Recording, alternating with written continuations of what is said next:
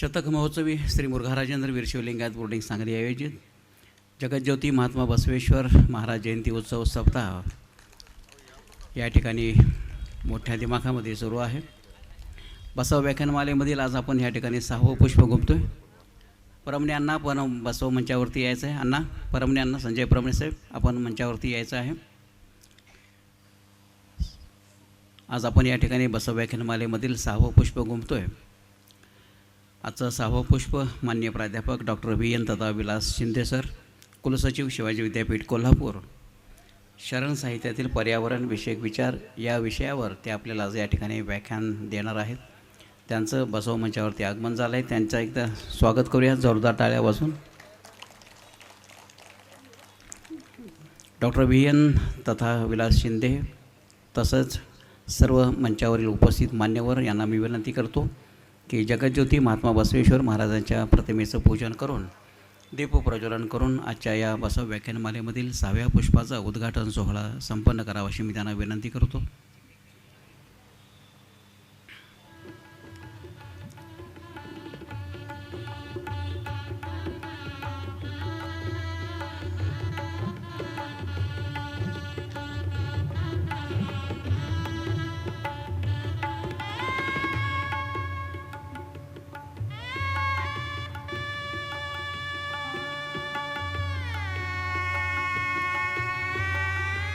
बसव व्याख्यानमालेमधील 6व्या पुष्पाचा उद्घाटन सोहळा जगज्योती महात्मा बसवेश्वर महाराजांच्या प्रतिमेचं पूजन करून दीपप्रज्वलन करून केलं जातं आहे.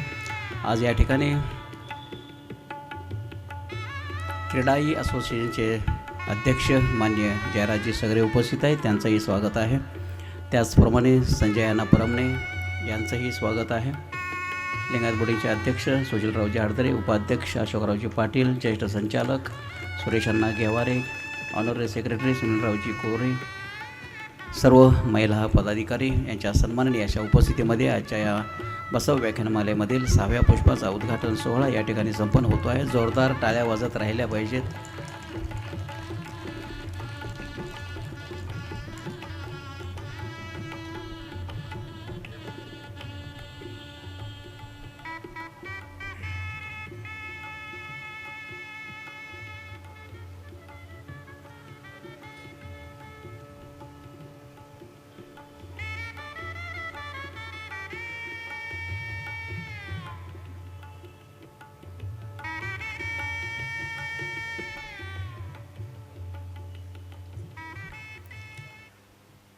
यानंतर नेहमीप्रमाणे श्री अक्कमादेवी वीरशैव महिला प्रतिष्ठानच्या सर्व माता भगिनींना मी विनंती करतो की आपण या ठिकाणी शिवतांडव स्तोत्र पठण करायचं आहे.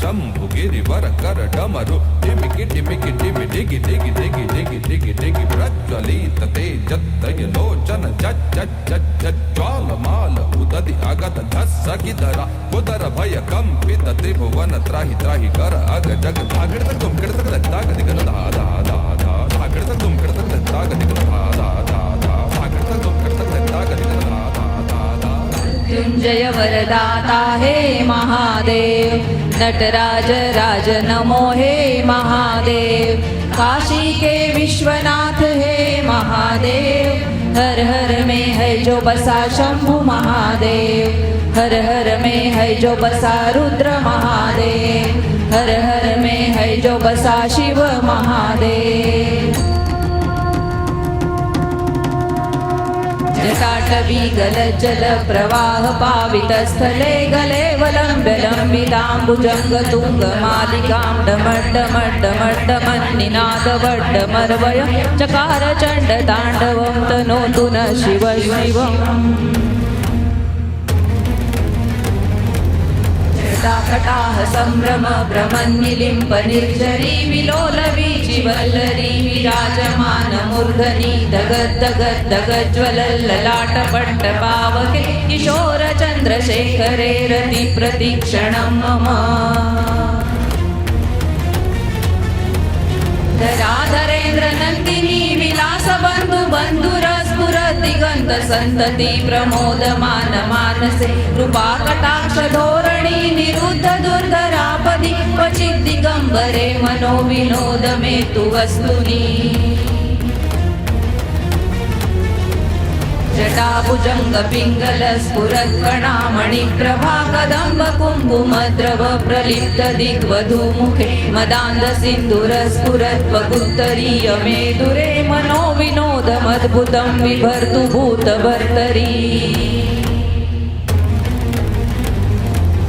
सहस्रलोचन प्रभृत्य शेषलेख शेखर प्रसून धूलिधोरणी विधूसराङ्घ्रिपीठ भुजङ्गराजमालया निबद्ध जाट जूटक शिरै चिराय जायतां चकोरबन्धुशेखरः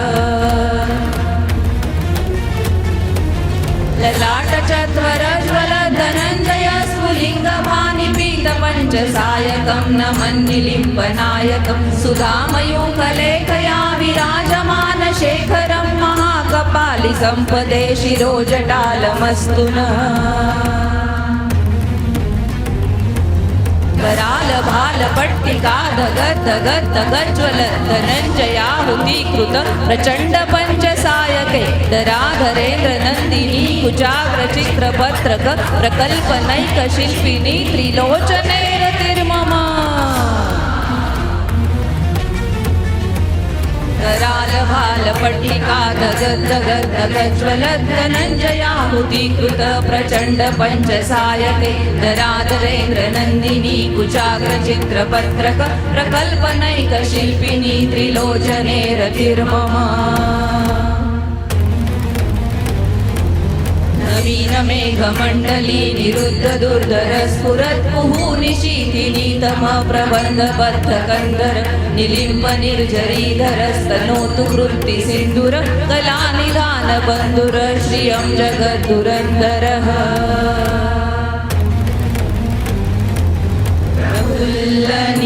प्रफुल्लनीलपङ्कज प्रपञ्चकालिम प्रभा वलम्बिकण्ठकन्दली रुचि प्रबद्धकन्धरं स्मरचिदं पुरचिदं भवचिदं मखचिदं गजचिदान्धकचिदं तमन्तकचिदं भजे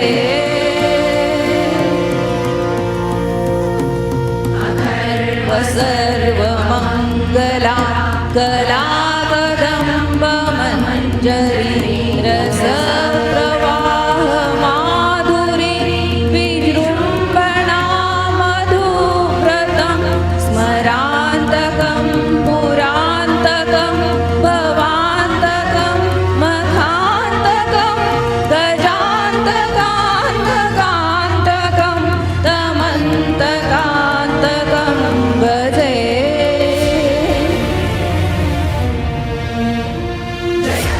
प्रविभ्रम प्रमद्भुजङ्गमश्वसत् विनिर्गमत्क्रमस्फुरत् कराल भाल हव्यवाट् धिमित् मृदङ्ग तुङ्ग मङ्गल ध्वनिक्रम प्रवर्तित प्रचण्ड ताण्डव शिवः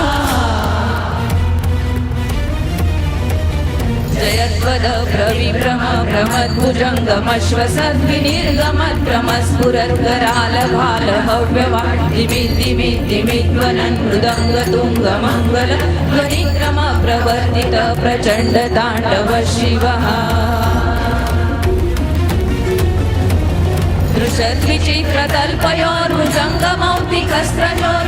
दृशद्विचित्रतल्पयोर्भुजङ्गमौक्तिकस्त्रजोर्गरिष्ठरत्नलोष्टयो सुहृद्विपक्षपक्षयो तृणारविन्दचक्षुषो प्रजामही महेन्द्रयो समप्रवृत्तिगद्गदा सदा शिवं भजाम्यहम् ददानि लिम्प निर्जरी निकुञ्ज कोटरे वसन्ति मुक्त दुर्मति सदा शिरस्तमञ्जलिं वहन् विलोल लोल लोचनो ललाम भाल लग्नक शिवेति मन्त्रमुच्चरन् तदा सुखी भवाम्यहम् इमं हि नित्यमेव मुक्तमुत्तमोत्तमं स्तवं पठन् स्मरन् ब्रुवन् नरो विशुद्धिमेति सन्ततं हरे गुरौ सुभक्तिमाशु याति नान्यथा गतिं विमोहनं हि देहिनां सुशङ्करसचिन्तनम्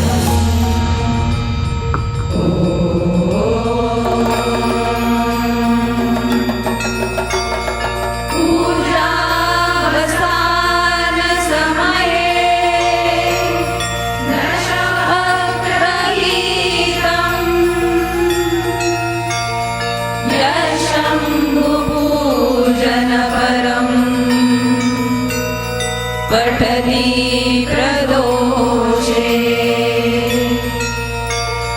तस्य स्थिरां रथगजेन्द्र तुरङ्गयुक्ता लक्ष्मीं सदैव सुमुखीं प्रददाति शम्भुः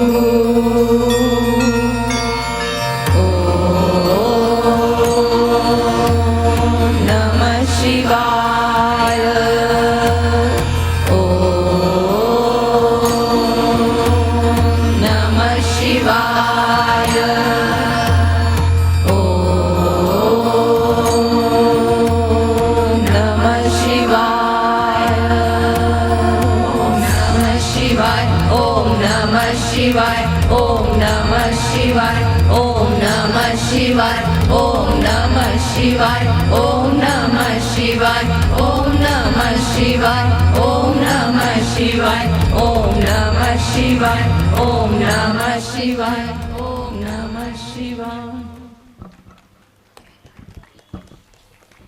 श्री अक्कमादेवी वीरशैव महिला प्रतिष्ठानच्या माता भगिनीने आज या ठिकाणी शिवतांडव स्तोत्र पठण केलेलं आहे. अतिशय सुंदर असं शिवतांडव स्तोत्र पठण केलेलं आहे. त्यांच्यासाठी एकदा जोरदार टाळ्या होऊ देत. शतक महोत्सवी श्री मुरुघराजेंद्र वीरशैव लिंगायत बोर्डिंग सांगली आयोजित जगज्योती महात्मा बसवेश्वर महाराज जयंती उत्सव सप्ताहातील आज आपण बसव व्याख्यानमालेमधील 6वं पुष्प गुंफतो आहे. या 6व्या पुष्पाचा स्वागत प्रास्ताविक लिंगायत बोर्डिंगचे अध्यक्ष मान्य श्री सुशील हळदरे साहेब यांनी करावं अशी मी त्यांना विनंती करतो.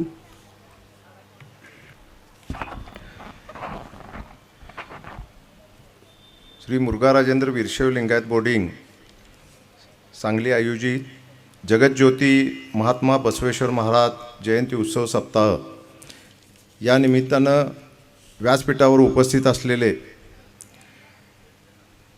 आपल्या जे 6वं पुष्प आज गुंफणार आहेत ते माननीय प्राध्यापक डॉक्टर VN तथा विलास शिंदे, कुलसचिव शिवाजी विद्यापीठ कोल्हापूर. व्यासपीठावर उपस्थित असलेले संस्थेचे माजी अध्यक्ष मान्य सुधीर सिंहासने, संस्थेचे विद्यमान उपाध्यक्ष मान्य अशोक पाटील, संस्थेचे सेक्रेटरी माननीय सुनील कोरे बापू, ज्येष्ठ संचालक सुरेश घेवारे यांना,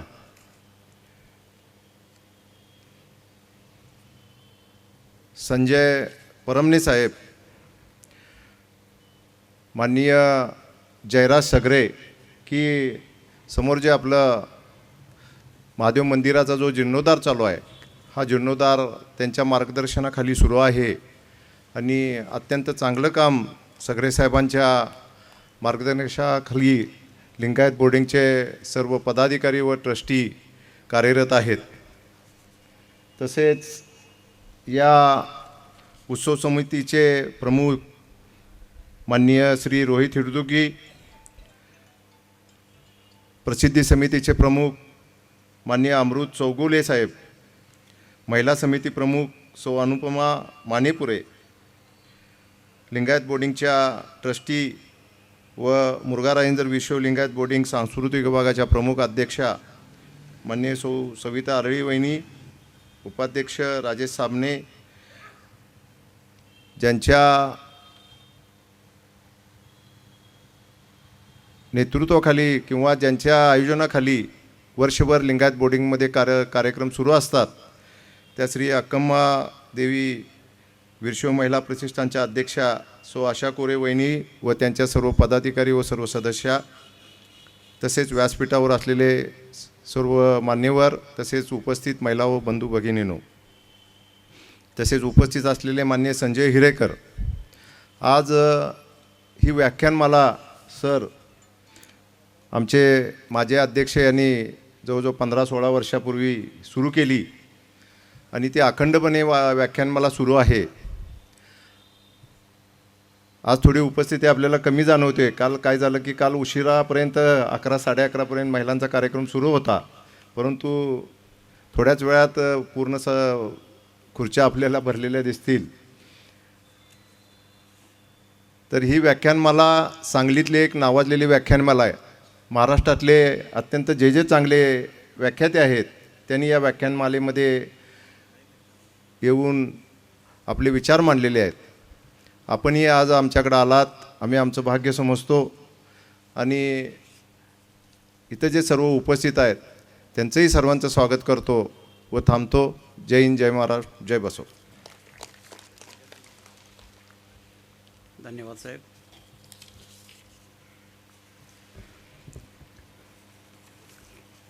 बसा व्याख्यानमालेमधील आजचे जे 6वं पुष्प आपण गमतोय त्याचे जे वक्ते आहेत आदरणीय डॉक्टर VN तथा विलासरावजी शिंदे कोल्हापूर यांचा छोटासा परिचय करून देतो आहे.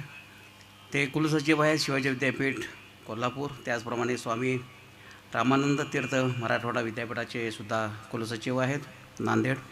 त्यांचं शिक्षण MSc PhD झालेलं आहे. भौतिकशास्त्रामधून त्यांनी PhD केलेले आहेत. अधिव्याख्याता म्हणून पदार्थविद्या, त्याचप्रमाणे आठवी विभाग शिवाजी विद्यापीठ कोल्हापूर या ठिकाणी सुद्धा काम केले.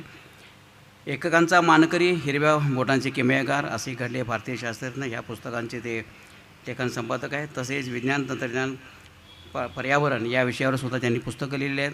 अनेक त्यांना पुरस्कार प्राप्त झाले, त्यामधील प्रामुख्यानं मराठी विज्ञान परिषद मुंबई विज्ञान प्रसार कार्यासाठी सुधाकर उद्धवराव आटले पुरस्कार प्राप्त 2024, वसुंधरा सन्मान पुरस्कार 2023, एककांचे मानकरी पुरस्कार, MSc भौतिकशास्त्र परीक्षेमध्ये शिवाजी विद्यापीठातून सर्वप्रथम आल्याबद्दल श्रीमती JD कुलकर्णी पारितोषिक असे बरेच पुरस्कार लाभलेले आहेत. असे शैक्षणिक क्षेत्रातील दिग्गज असे वक्ते आपणाला आज या ठिकाणी लाभलेले आहेत.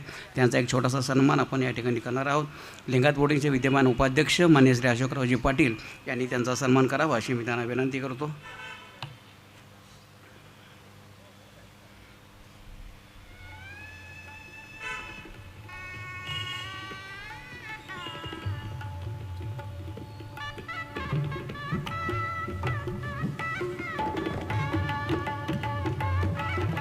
जोरदार टाळ्या वाजत राहिल्या पाहिजेत.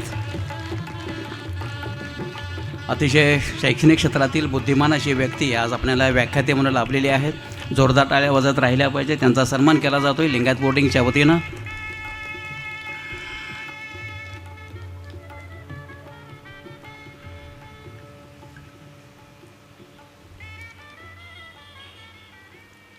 यानंतर आदरणीय डॉक्टर VN तथा विलासरावजी शिंदे कोल्हापूर यांना मी विनंती करतो की आपण आपल्या विषयावरचे व्याख्यान या ठिकाणी सुरू करावं.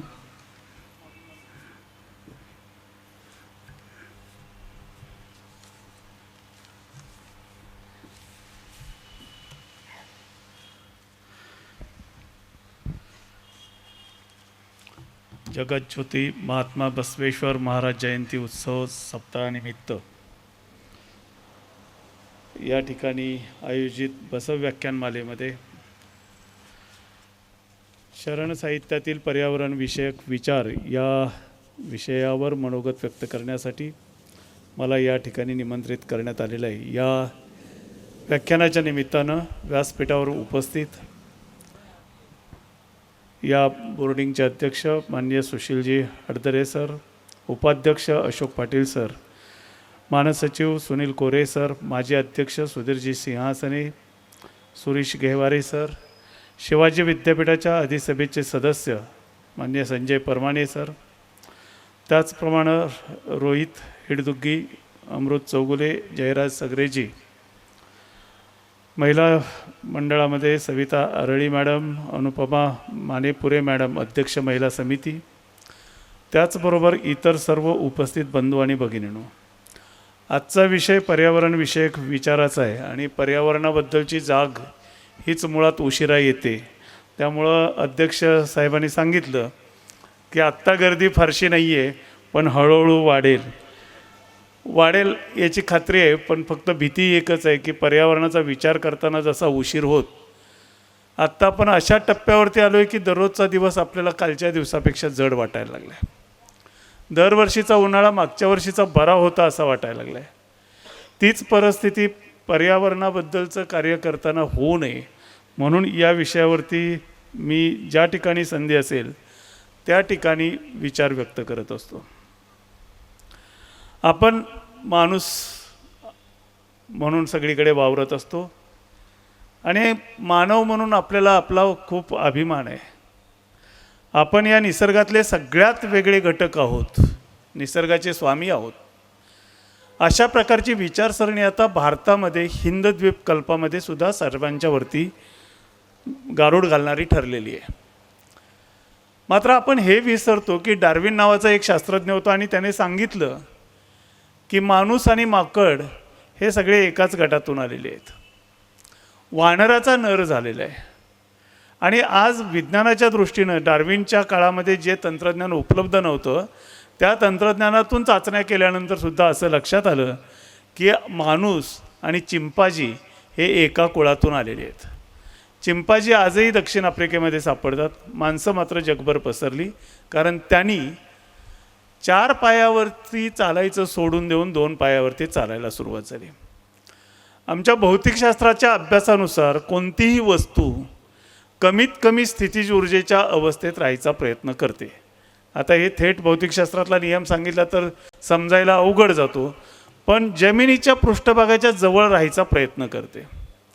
मी या ठिकाणी उभा राहिलो आहे, मी तासभर उभा राहू शकेन, 1.5 तास उभा राहू शकेन, पण नंतर मला खुर्चीत बसावंसं वाटेल, कुठेतरी बसावंसं वाटेल आणि पृथ्वीच्या पृष्ठभागापासून माझ्या शरीराच्या केंद्राचं अंतर जे आहे ते अंतर कमीत कमी करायचं म्हणजे स्थितीज ऊर्जा कमी करायचा विचार होतो. मी बसून राहिलेलो असेल तर थोड्या वेळानं कमीत कमी मला आडवं व्हावं असं वाटेल, म्हणजेच आणखी अंतर कमी करायचं. आणि झोपलेली अवस्था सगळ्यांना आवडते. आपण स्वतःच्या सुखासाठी सगळ्या गोष्टी बदलत आजच्या परिस्थितीला आलो आणि आज चित्र खूप भीषण तयार झालेलं आहे. या पार्श्वभूमीवर आज या विषयाची मी थोडीशी मांडणी करणार आहे की आपल्याला महात्मा बसवेश्वरांच्यापासून शरण साहित्यातल्या वेगवेगळ्या वचनांच्या माध्यमातून काय संदेश दिलेला आहे आणि आपण कसं वागतोय. त्यासाठी अगोदर आजची परिस्थिती काय आहे हे थोडीशी समजून घ्यायला पाहिजे आणि ही परिस्थिती कशी कशी बदलत गेली. माणूस म्हणून आपण वागायला सुरुवात केली त्यावेळेस इतर प्राण्यासारखंच जंगलात जे निसर्गानं तयार केलेले आहे तेच आपण वापरत होतो, खात होतो, पीत होतो, सगळं काही तेच. आज माझ्या घरातल्या पाण्यावरती विश्वास नाही आहे, माझ्या शेतातल्या पाण्यावरती विश्वास नाही आहे. मी आरोच्या सारखं टेस्ट करत जातो पाणी खरंच त्या क्वालिटीचं येतं आहे का. शेतातलं पाणी आमच्या लहानपणी म्हणजे 40-45 वर्षापूर्वी शेतात ज्यावेळेस आम्ही फिरायला जायचो त्यावेळेस पावसाचं पडलेलं पाणी कुठून तरी वाहत असेल तर खाली वाकून थेट ओठाने पिलेलो आहे आम्ही. आणि हे सांगताना मला लाज वाटत नाही आहे. आज एखाद्या खुर्चीवर असलो म्हणून माझं बालपण विसरायचं मला काही कारण नाही आहे. आणि हा अनुभव समोर असलेल्या लोकांच्यामध्ये अनेकांनी घेतलेला असणार आहे. आज आपल्या घरातल्या पाण्यावरती आपला विश्वास नाही. इतकं बदललं. हे का बदललं मुळात तर माणूस 2 पायावरती चालायला लागला म्हणजे जमिनीच्या पृष्ठभागापासून त्याच्या शरीराच्या मध्यभागाचं अंतर वाढत गेलं आणि त्याचं डोकं जास्त चालायला लागलं. ह्या डोकं चालण्यातून त्याने पहिल्यांदा शस्त्र तयार केली, शस्त्रांचा वापर करून स्वतःची सुरक्षा तयार केली. आपला इतिहास फार जुना यशातला भाग नाही आहे. दागिने वापरायला सुद्धा आपण केवळ 40,000 वर्षापूर्वी सुरुवात केलेली आहे. केवळ 40,000 वर्षापूर्वी असं ज्यावेळेस म्हणतो त्यावेळेस माणसाचा इतिहास कित्येक कोटी वर्षाचा आहे. कोटी वर्षाच्या तुलनेमध्ये 1000 वर्षही काहीच नाही आहेत. मग माणसाने वस्ती करायचा प्रयत्न केला, वस्ती करत असताना पाणी जिथं आहे भरपूर त्या ठिकाणी वस्ती करायला सुरुवात केली. त्या पाण्याचा वापर करून शेती करायला सुरुवात केली आणि तिथून गणितं सगळी बिघडत चालली. शेती ज्यावेळेस माणसानं करायला सुरुवात केली त्यावेळेस पहिला निसर्गामध्ये अतिक्रमण माणसानं केलं. कृत्रिमरित्या बिया पेरणं, कृत्रिमरित्या त्याची उत्पन्न घेणं आणि खाणं हे ज्यावेळेसपासून सुरू झालं त्याच्यानंतर 3-4 वर्षात लक्षात आलं की या जमिनीमध्ये आता पीक येत नाही. का तर त्या जमिनीमध्ये जो कस होता तो कस सगळा संपला आहे. मग काय करायचं? सुरुवातीला आपण काय केलं, जंगल तोडलं आणि तिथं शेती करायला सुरुवात केली. आत्ता नव्या ठिकाणची जंगलं तोडू आणि तिथं शेती करायला सुरुवात करू. अशा पद्धतीनं शेतीची जागा बदलून शेती करायची सुरुवात झाली आणि जंगलावरती हे पहिलं अतिक्रमण. मात्र ते सुसह्य होतं. भारत, आफ्रिका आणि अमेरिका या 3 खंडांना आपण जर कापलं आणि एकमेकाच्या जवळ आणलं तर आपलीसुद्धा खात्री पटेल की हे सगळे खंड कोट्यावधी वर्षापूर्वी एकत्र होते. आणि असा जो माणूस तयार होत होता, विकसित होत होता, तो दक्षिण आफ्रिकेमध्ये विकसित होता. हे खंड जसे जसे बाजूला होत गेले तशी तशी माणसं सगळीकडे पसरली आणि पाश्चात्य आणि पौरात्य किंवा पूर्व भागाची आणि पश्चिम भागाची अशा 2 संस्कृती विकसित झाल्या. वेगवेगळे धर्म तयार केले माणसानं. पहिल्यांदा संस्कृती आली आणि नंतर धर्म आले. हिंदू संस्कृती की धर्म हा शोधाचा भाग आहे. माझ्यासारख्याला असं वाटतं तो धर्मापेक्षा जास्त संस्कृतीचा भाग आहे. धर्मग्रंथ वगैरे पुढे आले. हिंदू धर्मासाठी विशिष्ट धर्मग्रंथ नाही आहे. हिंद द्वीपकल्पातल्या अनेक धर्मासाठी पुढे असे विशिष्ट धर्मग्रंथ नाही आहेत. मात्र पाश्चात्य राष्ट्रामध्ये आहेत. जगाची निर्मिती कशी झाली हे सांगत असताना आपल्याकडे सांगितलं जातं, हिंद द्वीपकल्पामधल्या सगळीकडेच ही धारणा आहे, अगदी थायलंडपर्यंत तुम्ही गेलात तरी, की ब्रह्मदेवानं सृष्टीची निर्मिती करायची, विष्णूनं संगोपन करायचं आणि महेशानं विनाश करायचा. अशा प्रकारची रचना आपल्याला सांगितली जाते आणि त्याच्यामुळं त्याच्या धाकामध्ये आपल्याला सांगितलं जातं की चांगलं वागायचं, सगळ्यांशी समान वागायचं, सगळ्या निसर्गातल्या प्रत्येक घटकावरती प्रेम करायचं. त्या संस्कृतीकडे मी परत येतो. पण मुस्लिम धर्मामध्ये आणि ख्रिश्चन धर्मामध्ये पहिले 6 दिवस प्रेषित असेल, येशू असेल किंवा देव असेल, कोण जो असेल तो महात्मा, एक आत्मा, परमात्मा, त्याने 6 दिवस निसर्गातले इतर सर्व घटकांची निर्मिती केली आणि 7व्या दिवशी माणूस तयार केला. आणि माणूस हे देवाचं लाडकं अपत्य आहे असं सांगितलं. ख्रिश्चन धर्मामध्ये तर त्याच्या पुढे सांगितलं की तू फक्त देवाचा लाडका नाही आहेस, तर या निसर्गाचा उपभोग घेण्यासाठी हा निसर्ग तयार केलेला आहे. आणि तो विचार तिथे रुजला. आपल्याकडे वेगळा विचार पुढे विकसित होत गेला. इथली संस्कृती हा शब्द जो मी वापरतोय तो त्याच्यामुळे वापरतोय. या संस्कृतीमध्ये काय सांगितलं की प्रत्येक गोष्ट जी आहे ती प्रत्येक गोष्ट आपल्या गरजेपुरती करायची. निसर्गावरती कुठल्याही प्रकारचं अतिक्रमण करायचं नाही. इथं असणारा प्रत्येक घटक तितकाच महत्त्वाचा आहे, त्याला जपलं पाहिजे. आणि म्हणून आपल्याकडे साप सुद्धा पूजला जातो. प्रत्यक्षात काय आहे, शरण वचनापैकी एका वचनामध्ये मी सांगणारच आहे, तो दाखला देणार आहे माणसाचा स्वभाव कसा आहे कसा नाही ते. पण सापाची सुद्धा पूजा करण्यासाठी आपल्याकडे विधी आला. आवळ्याच्या झाडाची पूजा करायचं आहे, बिल्वपत्राचं महत्त्व आहे, आंब्याच्या पानाला एक महत्त्व आहे. प्रत्येक गोष्टीला इथे महत्त्व दिलेलं आहे. चराचरात जीव आहे, सजीव असो निर्जीव असो त्याच्यात देव आहे. अशा प्रकारची एक संस्कृती इथं विकसित होत गेली, ती आपल्यावरती रुजली. आणि म्हणून आपण आपल्या गरजेपुरतंच घेणं, गरजेपुरतंच ती गोष्ट वापरणं या गोष्टीकडे फार मोठ्या प्रमाणात वळलेलो होतो. आत्ता नाही आहेत असं माझं म्हणणं आहे. अपवाद त्याला आहेत, पण आत्ता आपली संस्कृतीसुद्धा पाश्चात्य राष्ट्रांची संस्कृती झालेली आहे. आपल्याकडे हे संस्कार किती होते तर आपल्याकडे आयुर्वेद विकसित झाला. शास्त्र विज्ञान हे पूर्व भागात जितकं चांगल्या पद्धतीनं विकसित झालं तितकं पाश्चात्य राष्ट्रामध्ये झालं नाही. मात्र तिकडे निसर्गाची रचनाच ही तुझ्या उपभोगासाठी झालेली आहे असा संस्कार होत होता. आणि इकडे मात्र एखादा वैद्य एखाद्या झाडाचा एखादा भाग रुग्णावरती उपचार करण्यासाठी घ्यायचा असेल तर अगोदरच्या दिवशी त्या झाडाकडे जात असे, त्याची मनोभावे पूजा करत असे. त्याच्यापुढे हात जोडत असे आणि त्याला विनंती करत असे, बाबा रे, माझ्या गावातला अमुक अमुक नावाचा रुग्ण वेदनेने तडपडतोय, त्याच्यावर उपचार करणं गरजेचं आहे आणि त्याच्यासाठी तुझी मी अशी अशी पानं तोडणार आहे, तुझं हे खोड काढून घेणार आहे, त्यावेळेस तुला वेदना होतील, त्या वेदनासाठी मला क्षमा कर आणि उद्या तो तुझा भाग काढून दे. अशा प्रकारची संस्कृती या हिंद द्वीपकल्पामध्ये रुजलेली होती. आणि तिकडे पाश्चात्य राष्ट्रामध्ये वेगळ्या प्रकारची. इकडेही सत्ता आली, राजे आले, रजवाडे आले, त्यांनी एकमेकावरती आक्रमणं केली, पण सामान्य माणसाची जीवनशैली सर्वसाधारणपणे तीच राहिली. इंग्रजांनी 150 वर्ष आपल्यावरती जे राज्य केलं त्याच्यामध्ये मात्र त्यांनी आमचं शेती व्यवस्थापन, शेती पद्धती बदलली, शेती व्यवस्थापन बदललं, अन्नधान्य वितरण व्यवस्था बदलली आणि आपल्या डोक्यामध्ये स्वार्थ बिनवला. या स्वार्थाच्या परिणामामध्ये आपण इतके बुडालेलो आहोत की आज आपण अंधावस्थेला पोचलोय की काय, अशी परिस्थिती एकूण निर्माण झालेली आहे.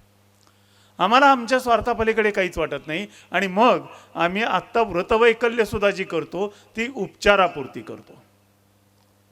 लिंगायत धर्मामध्ये तसं तर कुठल्या पूजा करायच्या बाकीच्या सांगितलेल्या नाहीत. मूळ लिंगपूजा ही एवढीच इथं प्रमाण आहे. मात्र तरीसुद्धा अनेक इथल्या माता भगिनी वटसावित्रीचं व्रत करत असतील. आणि वटसावित्रीचं व्रत कशासाठी करायचं तर 7 जन्मी हाच मिळावा म्हणून.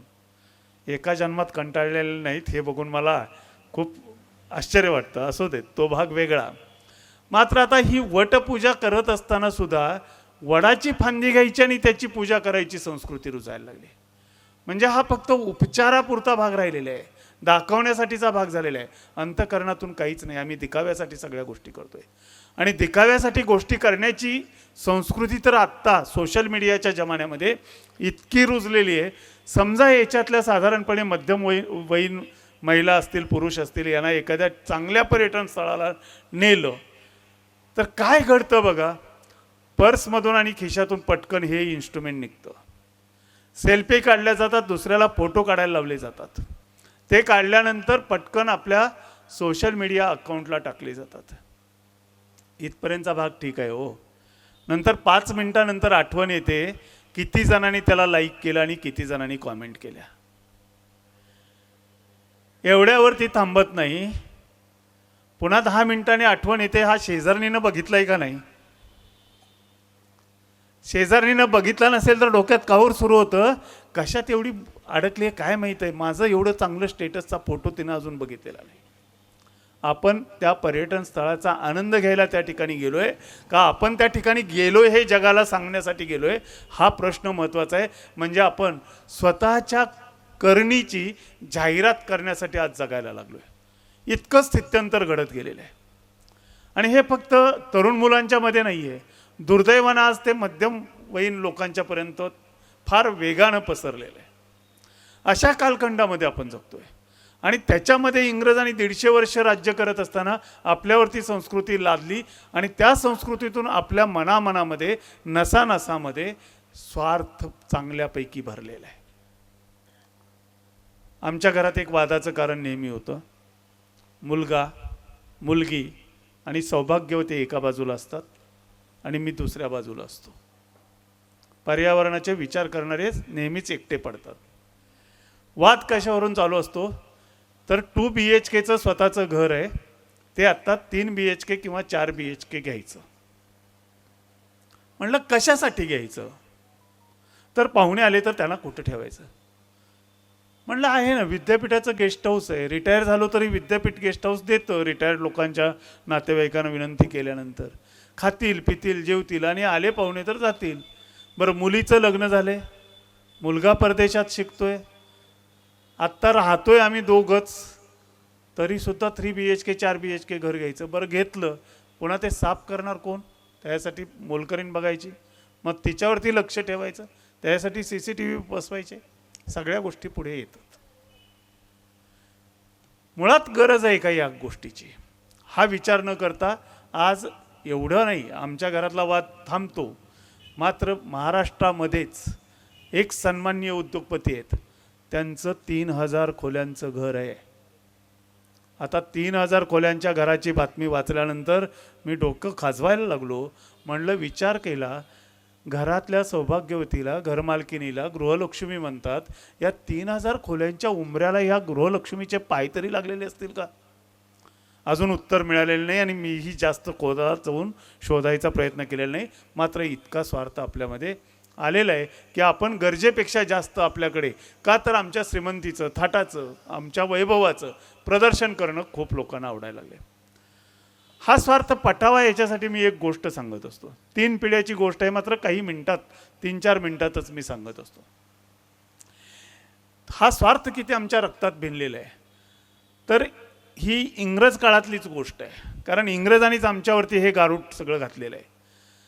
तर एक खेडेगाव असतं, त्याच्या शेजारी दुसरं मोठे गाव असतं. मोठ्या गावामध्ये कीर्तन ठेवलेलं असतं. त्या कीर्तनासाठी शेजारच्या त्या छोट्या गावातले 3 युवक आलेले असतात. कीर्तन चांगलं रंगतं. महाराज सांगतात माणसानं कसं वागलं पाहिजे. जशी शरण साहित्यामध्ये, शरण वचनांच्यामध्ये गोष्टी सांगितलेल्या आहेत, उपदेश केलेले आहेत, तशाच पद्धतीचं. कारण महाराष्ट्रामध्ये संत साहित्य जे आहेत ते संत साहित्य आणि शरण साहित्य याच्यामध्ये खूप साम्य आहे. तर तेच शिकवण देत असतात. शिकवण देत असताना ते एक मुद्दा हा सांगतात की बाबांनो, तुम्हाला जे मिळतं ते भगवंताच्या कृपेनं मिळतं. जे मिळतं ते भगवंताच्या कृपेनं मिळतं. म्हणून मिळालेलं जे आहे त्याच्यातला एक वाटा भगवंताचा म्हणून तुम्ही काढून ठेवला पाहिजे आणि तो भगवंताच्या नावाने खर्च केला पाहिजे. मग तिथं पुढं बसलेल्यातला एक विचारतो, भगवंताच्या नावाने खर्च करायचा म्हणजे काय? तर लगेच तुकाराम महाराजांचं वचन सांगत, जे का रंजले गांजले त्याची म्हणे जो आपुले वगैरे ते सांगतात आणि म्हणतात जो खरोखरच अडचणीत आहे त्याच्या अडचण दूर करण्यासाठी तो जर भाग वापरला तर तो देवापर्यंत पोचतो, तो देवाचा वाटा ठरतो आणि त्या पद्धतीनं प्रत्येक माणसानं वागलं पाहिजे. हे प्रवचन कीर्तन संपतं. हे 3 युवक गावाकडे जायला माघारी निघतात. त्या काळात लाईट नव्हत्या रस्त्यावरती. आजच्या हायवेवरती लाईट लावून आम्ही पर्यावरणावरती अतोनात अन्याय करतोय. त्या काळात तसलं काही नव्हतं.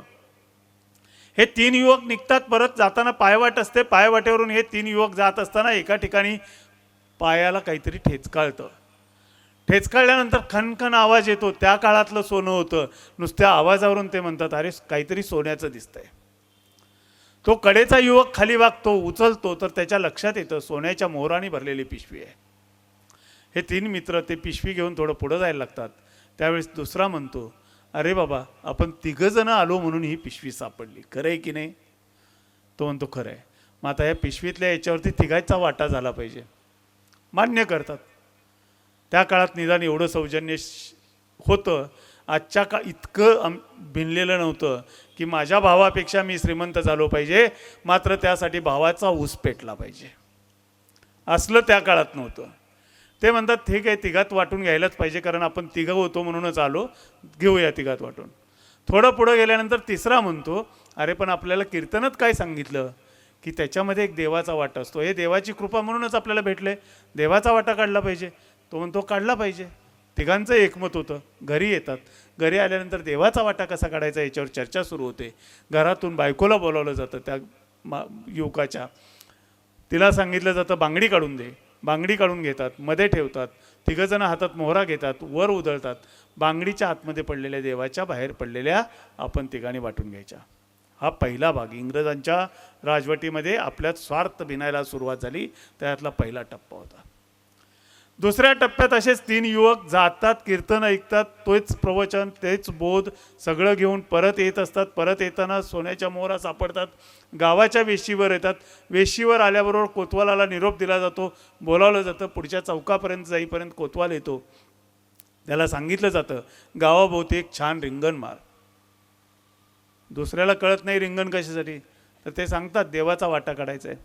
तोपर्यंत बोलत बोलत ते अंगणात जातात. रिंगण मारून पूर्ण होतं. म्हणतो आता देवाचा वाटा कसा काढायचा. म्हणतो मागच्या वेळेस काय केलेलं होतं, देवाच्या नावाने आपण मोहरा उधळल्या, आतमध्ये पडलेल्या आपल्या, आत्ता गावाभोवती रिंगण मारले.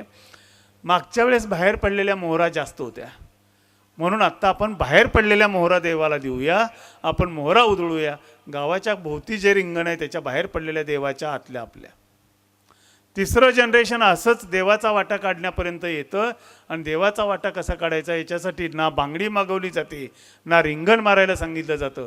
शेवटी न राहून एक जण विचारतो की देवाचा वाटा कसा काढायचा. त्यावेळी ज्याच्या हातात पिशवी असते तो सांगतो की देवाचा वाटा काढायचं खूप सोपं आहे, आपण हातात मोहरा घेऊया, वर उधळूया. एक जण विचारतो मग काय होईल? अरे येड्या, देव कुठं असतो? वर असतो. देवाला जितक्या पाहिजे तेवढ्या मोहरा काढून घेऊ देत, खाली पडलेल्या सगळ्या आपल्या आहेत, आपण तिघात वाटून घेऊ देत. या टप्प्यावरती आपण आलेलो आहे. आणि अशा परिस्थितीमध्ये पर्यावरणाचा कुठलाही विचार न करता आम्ही ज्या पद्धतीनं आत्ता वागत चाललेलो आहे, जे वागत आहोत त्याच्यातून आपण पुढच्या जनरेशनच्या वरती घनघोर अन्याय करतोय, घोर अन्याय करतोय. आपल्याला नातवंड पाहिजेत, मुलं पाहिजेत, वंश चालला पाहिजे, त्यांचे लाड करायचे आहेत, कौतुक करायचे आहेत, नातवंड पणतवंड मांडीवरती खेळू देत. मात्र त्याच्यासाठी घराला AC पाहिजे तात्काळ, तो 24 तास चालू पाहिजे, अखंडित पॉवर सप्लाय पाहिजे. याच्यामध्ये पर्यावरणाचं नुकसान करत आपण फार वेगाने, फार झपाट्याने चाललेलो आहोत. हे सगळं जे चाललेलं आहे, या सगळ्या गोष्टीमध्ये इंग्रजांच्या राजवटीचा परिणाम जो झाला, आम्ही आमच्याकडची धान्य, कडधान्य आणि कडधान्य आजही पिकवली जातात, मात्र ज्याला भरड धान्य म्हटलं जातं, त्या भरड धान्यांचं उत्पन्न आमच्याकडचं कमी झालं. आम्ही साखरेसाठी ऊस लावायला लागलो, कापूस लावायला लागलो, सोयाबीनसारखी पिकं आली आणि भरड धान्य मात्र गायब झाली. ज्यावेळेस आंतरराष्ट्रीय पातळीवरती आंतरराष्ट्रीय मिलेट इयर म्हणून सेलिब्रेट करायला सुरुवात केली, त्यावेळेस आमच्याकडे परत भरड धान्यांची चर्चा सुरू झाली. हे सगळं होत होत आत्ता टप्पा कुठला आलेला आहे? आजच माझ्या निदर्शनाला आलेली एक गोष्ट आहे. 4 वर्षापूर्वीचा एक यूट्यूबवरती माझ्या रील आहे. त्या रीलमध्ये सकाळी 8ची वेळ असताना धामण नावाचं एक वनस्पती आहे, धामणीच्या सारख्या त्याच्या फांद्या दिसतात म्हणून तिला धामण असं नाव दिलेलं आहे. त्या झाडाला खूप छान गोड फळं येतात आणि त्याच्या अगोदर फुलांनी ते झाड डवरतं. आत्ता त्या फुलांनी ते झाड भरलेलं आहे. त्या शिवाजी विद्यापीठाच्या कॅम्पसमध्येच त्या झाडाजवळून काल मी जात असताना दुपारचं ऊन होतं, दुपारी मधमाशा वगैरे नसतात, म्हणून आज मी जाणीवपूर्वक त्या झाडाकडे सकाळी गेलो आणि बघितलं त्या झाडावरती एकही मधमाशी आज मला आढळली नाही. आणि 4 वर्षापूर्वी मधमाशा त्या झाडाच्या बरोबर चक्क दंगामस्ती करत असल्यासारख्या खेळत होत्या. मधमाशा अर्थात इतकं निरीक्षण करण्यासाठी आत्ता कुणालाच वेळ नाही. आमच्यासारखी काही लोक असतात, त्यांना वेळ मिळतो, आम्ही बघतो. पण ते निरीक्षण माझ्या लक्षात आलं. शेवग्याच्या शेंगा महाग झाल्या म्हणून यावर्षी दंगा झाला, लोकांच्या खूप चर्चा सुरू झाल्या. मात्र शेवग्याला फुलं भरपूर येऊन सुद्धा शेंगा का लागत नाहीत याचं उत्तर शोधायचा प्रयत्न केला. त्यावेळेस असं लक्षात आलं की यावर्षी तिथेही मधमाशा नाहीत. आज हिरव्या मिरच्या मिळत आहेत, मात्र 2-3 महिन्यामध्ये हिरव्या मिरच्यांचे भाव सुद्धा 200-300 रुपये किलो होतात की काय अशी माझ्यासारख्याला भीती वाटते. कारण मिरच्याच्या झाडांना फुलं भरपूर लगडलेत पण मिरच्या लागत नाही आहेत, कारण मधमाशांच्यावरती अतिक्रमण झालेलं आहे. मधमाशा संपुष्टात यायला लागलेल्या आहेत. शहरामध्ये मधमाशाचं पोळं लागलं की आम्ही कुठल्याही प्रकारानं ते काढायला सांगतो. मग त्याच्यामध्ये एक पद्धत जी आहे ती पर्यावरणपूरक पद्धतीनं ते मधमाशाचं पोळं काढता येतं. तो माणूस घेतो 600 रुपये आणि टेंबा पेटवून किंवा त्याच्यावरती विषारी औषध फवारून जो ते मधमाशाचं पोळं काढतो तो घेतो 200 रुपये. आम्ही म्हणतो 200 रुपयेवाल्याला बोलवा, आम्हाला त्या मधमाशाचा त्रास नाही झाला पाहिजे, त्यासाठी तू ते पोळं काढ, मधमाशा मारून जाऊ देतो, आम्हाला काही त्याचं देणं घेणं नाही. त्या मधमाशा मरण्याचा परिणाम 2-4 वर्षानंतर आत्ता दिसायला लागला आहे. आत्ता मधमाशा पोलिनेशन करेनाशा झालेत. इतकं एकीकडे भयानक चित्र आहे. आणि अल्बर्ट आईन्स्टाईन ह्या शास्त्रज्ञाचं नाव जे 10वीपर्यंत शाळा शिकलेले त्या प्रत्येकाला माहीत असतं. हा अल्बर्ट आईन्स्टाईननं त्या काळात सांगून ठेवलं आहे, ज्या वेळेस जगातली शेवटची मधमाशी मरेल त्यानंतर अवघ्या 4 वर्षात पृथ्वीवरची मनुष्यजात नष्ट होईल. दुसरे एक शास्त्रज्ञ स्टीफन हॉकिंग जे 2018 साली एक्सपायर झाले, त्यांनी सुद्धा एक असंच भाकीत करून ठेवलेलं आहे, निसर्गामध्ये माणसाचा असाच अमानवीय हस्तक्षेप होत राहिला तर पृथ्वीवरचा शेवटचा माणूस, शेवटचा श्वास 2000 600 वर्ष घेणार आहे. ही दोन्ही भाकीतं सत्य होण्याच्या टप्प्यावरती जाताना माझ्यासारख्याला दिसतात. आणि त्यावेळेस माझ्यासारखा माणूस कुठे कुठे कुणी काय काय या पर्यावरणाबद्दल सांगितलंय याचा शोध घ्यायचा प्रयत्न करतो. आणि त्यावेळेस फार गंमतशीर गोष्टी सापडतात. एक गोष्ट आपण लक्षात घेत नाहीये, आज पैसा पैसा पैसा पुढच्या पिढीसाठी साठवायचा आपण प्रयत्न करतोय. पुढच्या पिढीला एवढ्या कोटीची रक्कम, एवढ्या लाखाची प्रॉपर्टी ठेवून जायचा विचार करतोय. अरे पण माणसाच्या मूलभूत गरजा काय आहे त्याचा विचार आपण कधी केला का? माणसाच्या मूलभूत गरजा म्हणून शिक्षक असतील तर त्यांना कदाचित मी सांगितलेलं पटणार नाही. मूलभूत गरजा म्हणून आज आपण शाळेमध्ये जे शिकवतो तेच मुळात चुकीचं शिकवतो. आम्ही काय शिकवतो? आमच्या मूलभूत गरजा आहेत अन्न, वस्त्र आणि निवारा. डॉक्टर असतील तर डॉक्टरनी सांगावं की मूलभूत गरज कशाला म्हणायचं, ज्याच्याशिवाय आपण जगू शकत नाही ते. मग आमच्याच देशामध्ये, भारत देशामध्ये विशिष्ट धर्माचे धर्मगुरू कोणतंही वस्त्र परिधान न करता अनेक वर्षाचं निरामय जीवन जगतात. मग वस्त्र ही आमची मूलभूत गरज ठरते का? नाही आहे. वस्त्र ही आमची आवश्यक लज्जा रक्षणासाठीची गरज आहे. निवारा, भारताचाच भाग असलेल्या अंदमान निकोबार बेटावरती अनेक आमचे बांधव, जर आम्ही म्हणत असू मी भारतीय आहे आणि सारे भारतीय माझे बांधव आहेत, तर आमचेच बांधव अंदमान निकोबार बेटावरती कुठल्याही प्रकारचा निवारा न तयार करता राहतात, जगतात. दक्षिण आफ्रिकेमध्ये आजही आफ्रिकेच्या मध्यभागातल्या जंगलामध्ये काही प्रजाती अशा आहेत की ज्या कधीच घर बांधत नाहीत. तरीही आम्ही पुढच्या पिढीसाठी इतकं साठवून ठेवायचं म्हणून धनसंचय करत जातो एकीकडे. दुसरीकडे मग आपल्या मूलभूत गरजा काय आहेत? तर मी म्हणतो अन्न, पाणी आणि हवा या आमच्या मूलभूत गरजा आहेत आणि यांच्याकडे आम्ही कधी लक्ष देत नाही. आणि ज्यांना हे मत पटत नसेल त्यांनी स्वतःच प्रयोग करावा. स्वतःच, दुसऱ्या कुणाला मी करायला सांगणार नाही, स्वतःच प्रयोग करून बघावा. केवळ 7 मिनिटं स्वतःचं नाक आणि तोंड दाबून जगून दाखवावं. नाही जगू शकत माणूस. हवा ही आमची मूलभूत गरज आहे. चांगली हवा असणं ही आमची गरज आहे.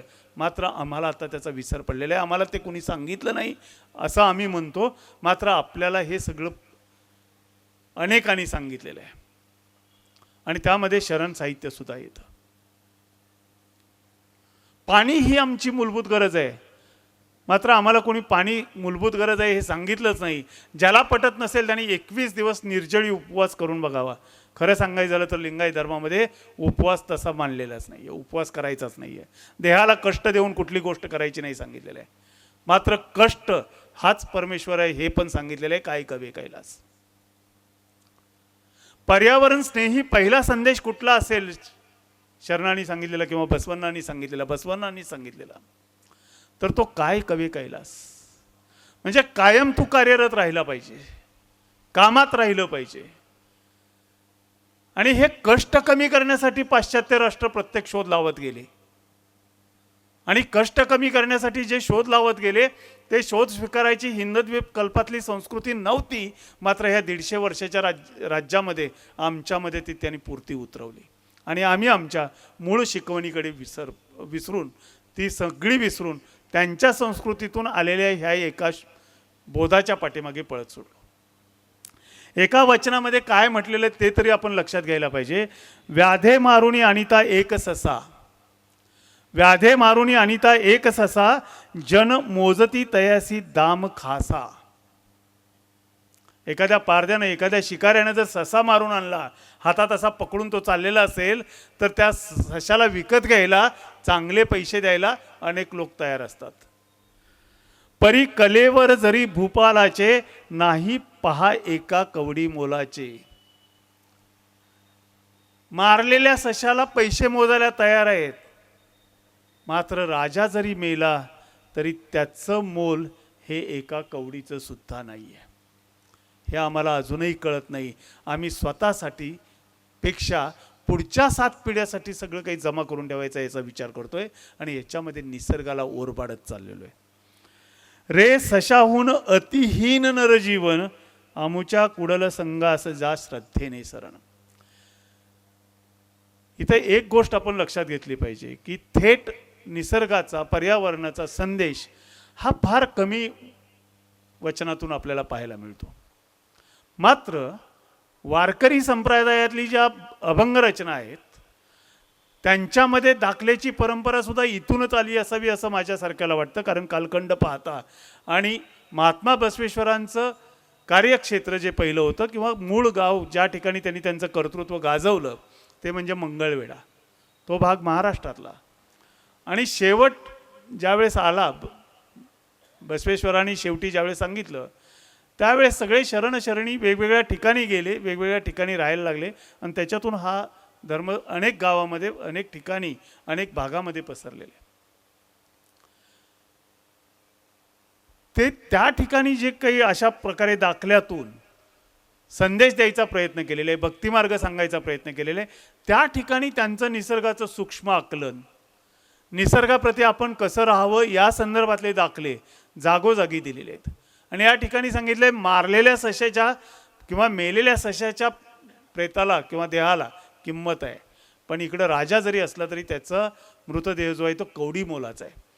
हे लक्षात घेऊन आपण आपल्या पुढच्या पिढ्यांना जगण्यासाठी काय चांगलं ठेवायचं आहे, काय ठेवायचं आहे हे आपण ठरवलं पाहिजे. आणि ते सगळ्यात महत्त्वाचं जे आहे अन्न, पाणी आणि हवा हे त्यांच्यासाठी चांगलं राहणं महत्त्वाचं आहे. आणि त्या दृष्टीनं आज आपण जास्त विचार करायला पाहिजे.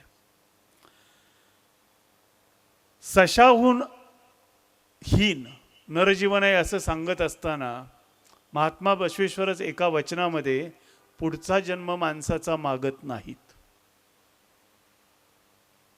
पुढचा जन्म ते माणसाचा मागायला तयार नाही आहेत. ते काय म्हणतात, नरकाननी मज सान राघू बनवा, नरकाननी मज सान राघू बनवा, करुणी पालन शिवशिव बोल पडवा, करुणी पालन शिवशिव बोल पडवा, भक्तीच्या पिंजऱ्यात सुखरूप ठेवणी, मज सांभाळावे बा कुडल संगम देवा. माणसाचा हे स्वभाव कशा पद्धतीचा आहे ते त्या काळापासून त्यांनी सगळ्यांनीच अनुभवलेलं आहे. स्वार्थ हा सगळीकडेच होता. स्वतःचं मोठेपण माजवण्यासाठी काय काय घडत होतं की ज्याच्यातून बसवेश्वरांना हा धर्म स्थापन करावा लागला. हे जर पाहिलं तर ज्या ज्या वेळेस इथल्या संस्कृतीमध्ये कर्मकांडांचं प्रस्थ माजलं त्या त्यावेळेस वेगळा धर्म आलेला आहे. गौतम बुद्ध आणि महात्मा बसवेश्वर यांचं एक वचन जे आहे ते शब्दांचा फरक आहे पण सार एकच आहे. गौतम बुद्धांनी त्यांच्या शिष्यानं सांगितलं, मी जो उपदेश करतोय तो मी उपदेश करतोय म्हणून तुम्ही मान्य करू नका, तर तो जो माझा उपदेश आहे तो उपदेश तुमच्या अनुभवाला, तुमच्या बुद्धीच्या कासेवरती घासून तपासा आणि तो जर पटला तरच घ्या. महात्मा बसवेश्वरांनी सुद्धा हेच सांगितलेलं आहे. मात्र आपण त्याकडे जात नाही. आम्हाला कोणीतरी सांगितलं म्हणून आम्ही ते स्वीकारायचा किंवा नाकारायचा प्रयत्न करतो आणि त्याच्यातून खूप मोठं नुकसान होतं. दुसऱ्याचं ओरबाडून घेऊ नये याच्यासाठी सांगत असताना त्यांनी वाघिणीचे दूध तिच्या बछड्यासाठी आहे, हरणीच्या बावऱ्या पाडसासाठी हरणीचं दूध आहे हे सांगितलेलं आहे. आपण काय करतोय किंवा माणसानं शेती करायला, निसर्गात हस्तक्षेप करायला सुरुवात केली आणि खरं सांगायचं झालं तर तिथूनच थोडा थोडा स्वार्थ सगळीकडेच पसरलेला कसा होता. तर शेतीच्या अगोदर पशुपालन करायला सुरुवात केली आणि पशुपालनामध्ये गाईचं असेल, मेंढ्याचं असेल, दूध घ्यायचं, वापरायचं आणि नंतर त्या गायी भाकड झाले की त्यांचं मांस खायचं, अशा पद्धतीची संस्कृती होती. तर गौतम बुद्धांनी हा संदेश जो दिलेला आहे तोच संदेश महात्मा बसवेश्वरांनी दिला आणि ते संदेश देत असताना वेगवेगळ्या वचनातून जो बोध द्यायचा आहे ते बोध देत राहिले. त्यामध्ये भक्तिमार्ग जो होता तो भक्तिमार्ग सांगत असताना त्यांनी कर्मकांड पूर्ण बाजूला करायला सांगितलेलं आहे. आणि कर्मकांड बाजूला करायला सांगण्यापाठीमागचं मूळ कारण हेच होतं की माणूस स्वार्थामागे पळत असताना सगळा निसर्ग ओरबाडतोय. त्या निसर्गाशी स्नेहानं राहायची शिकवण जी आहे ती शिकवण त्यांनी दिलेलं आहे. माणसाचं दुटप्पी वागणं, त्याच्यावरती आघात करताना ते पुढे सरळ आघात करतात. दगडाचा नागोबा पाहुनी दूध वाहा म्हणते. दगडाचा नागोबा पाहुणी दूध वाहा म्हणती, जिवंत नागास पाहुणी मारा ठेचा म्हणती. भुकेला जंगम येता चला पुढे व्हा म्हणती, न खाणाऱ्या लिंगासी नैवेद्य धरा म्हणती. आपलाच दुटप्पीपणा त्याच्यामध्ये सांगितलेला आहे, वेगळं काही सांगितलेलं नाही. हे टाळलं पाहिजे, हे सोडलं पाहिजे, ही शिकवण देतात. आणि पुढे मग अमुच्या कुडल संघाच्या शरणानं उपेक्षिती, तयांच्या दगडाखालील ढेकळा परी दुर्गती, हा संदेश ते देत आहेत. आपल्यातली विसंगती, आपल्या वागण्यात विसंगती नसली पाहिजे, हा आग्रह सगळ्या शरण साहित्यामध्ये आपल्याला पदोपदी जाणवतो. सजीवावरती अन्याय करायचा आणि त्याची मूर्ती करून पूजायची, हे सगळं ढोंगीपण आहे. अशा प्रकारची शिकवण ते आपल्याला देतात. त्यांचं निरीक्षण किती सूक्ष्म असावं. त्यांच्या काळामध्ये ज्या ज्या गोष्टी बनत होत्या आणि ज्याला निसर्गामध्ये उपेक्षित अशा पद्धतीचं ठेवलेलं आहे, अशा एका झाडाबद्दल सुद्धा त्यांनी एक वचन रचना केलेली आहे. बघा, वडाची पूजा करायला सांगितली, उमराला पवित्र मानलेलं आहे. यज्ञ यागामध्ये 5 वनस्पती ज्या आहेत त्याच्यामध्ये कुठेही बांबू किंवा वेळू नाही आहे. वेळूचा उपयोग कधी आपल्या समोर येतो, हल्ली गुढी उभा करायला म्हणून वेळू आणायला लागले, आणि पूर्वीपासून आत्तापर्यंत तिरडी बांधण्यासाठी. त्याच्या पलीकडं बांबू चुलीत घालू देत नाहीत, कोणी वापरत नाहीत कधी. त्या बांबूच्या वेळूसाठी त्यांनी, वेळूच्या निरीक्षणातून त्यांनी बनवलेलं एक जे वचन आहे, वेळूपासून पालखी बनत असे, वेळूपासून छत्री बनत असे, वेळूपासून मंदिर कुटीर बनत असे, वेळूपासूनही सारी साधन संपदा लाभत असे. आणि पुढे संदेश फार महत्त्वाचा आहे, वेळूपरी विनम्र उपकारक नसता, कुडल संगम देव अवेरितच आहे. नम्र राहायची शिकवण देत असताना त्यांनी दाखला एका उपेक्षित वनस्पतीचा घेतला आहे की जिला आपल्या संस्कृतीमध्ये कुठं स्थान मिळालेलं नाही. शेवटचा भाग सोडता त्या वनस्पतीचं सुद्धा एवढं सूक्ष्म निरीक्षण केलेलं आपल्याला आढळतं.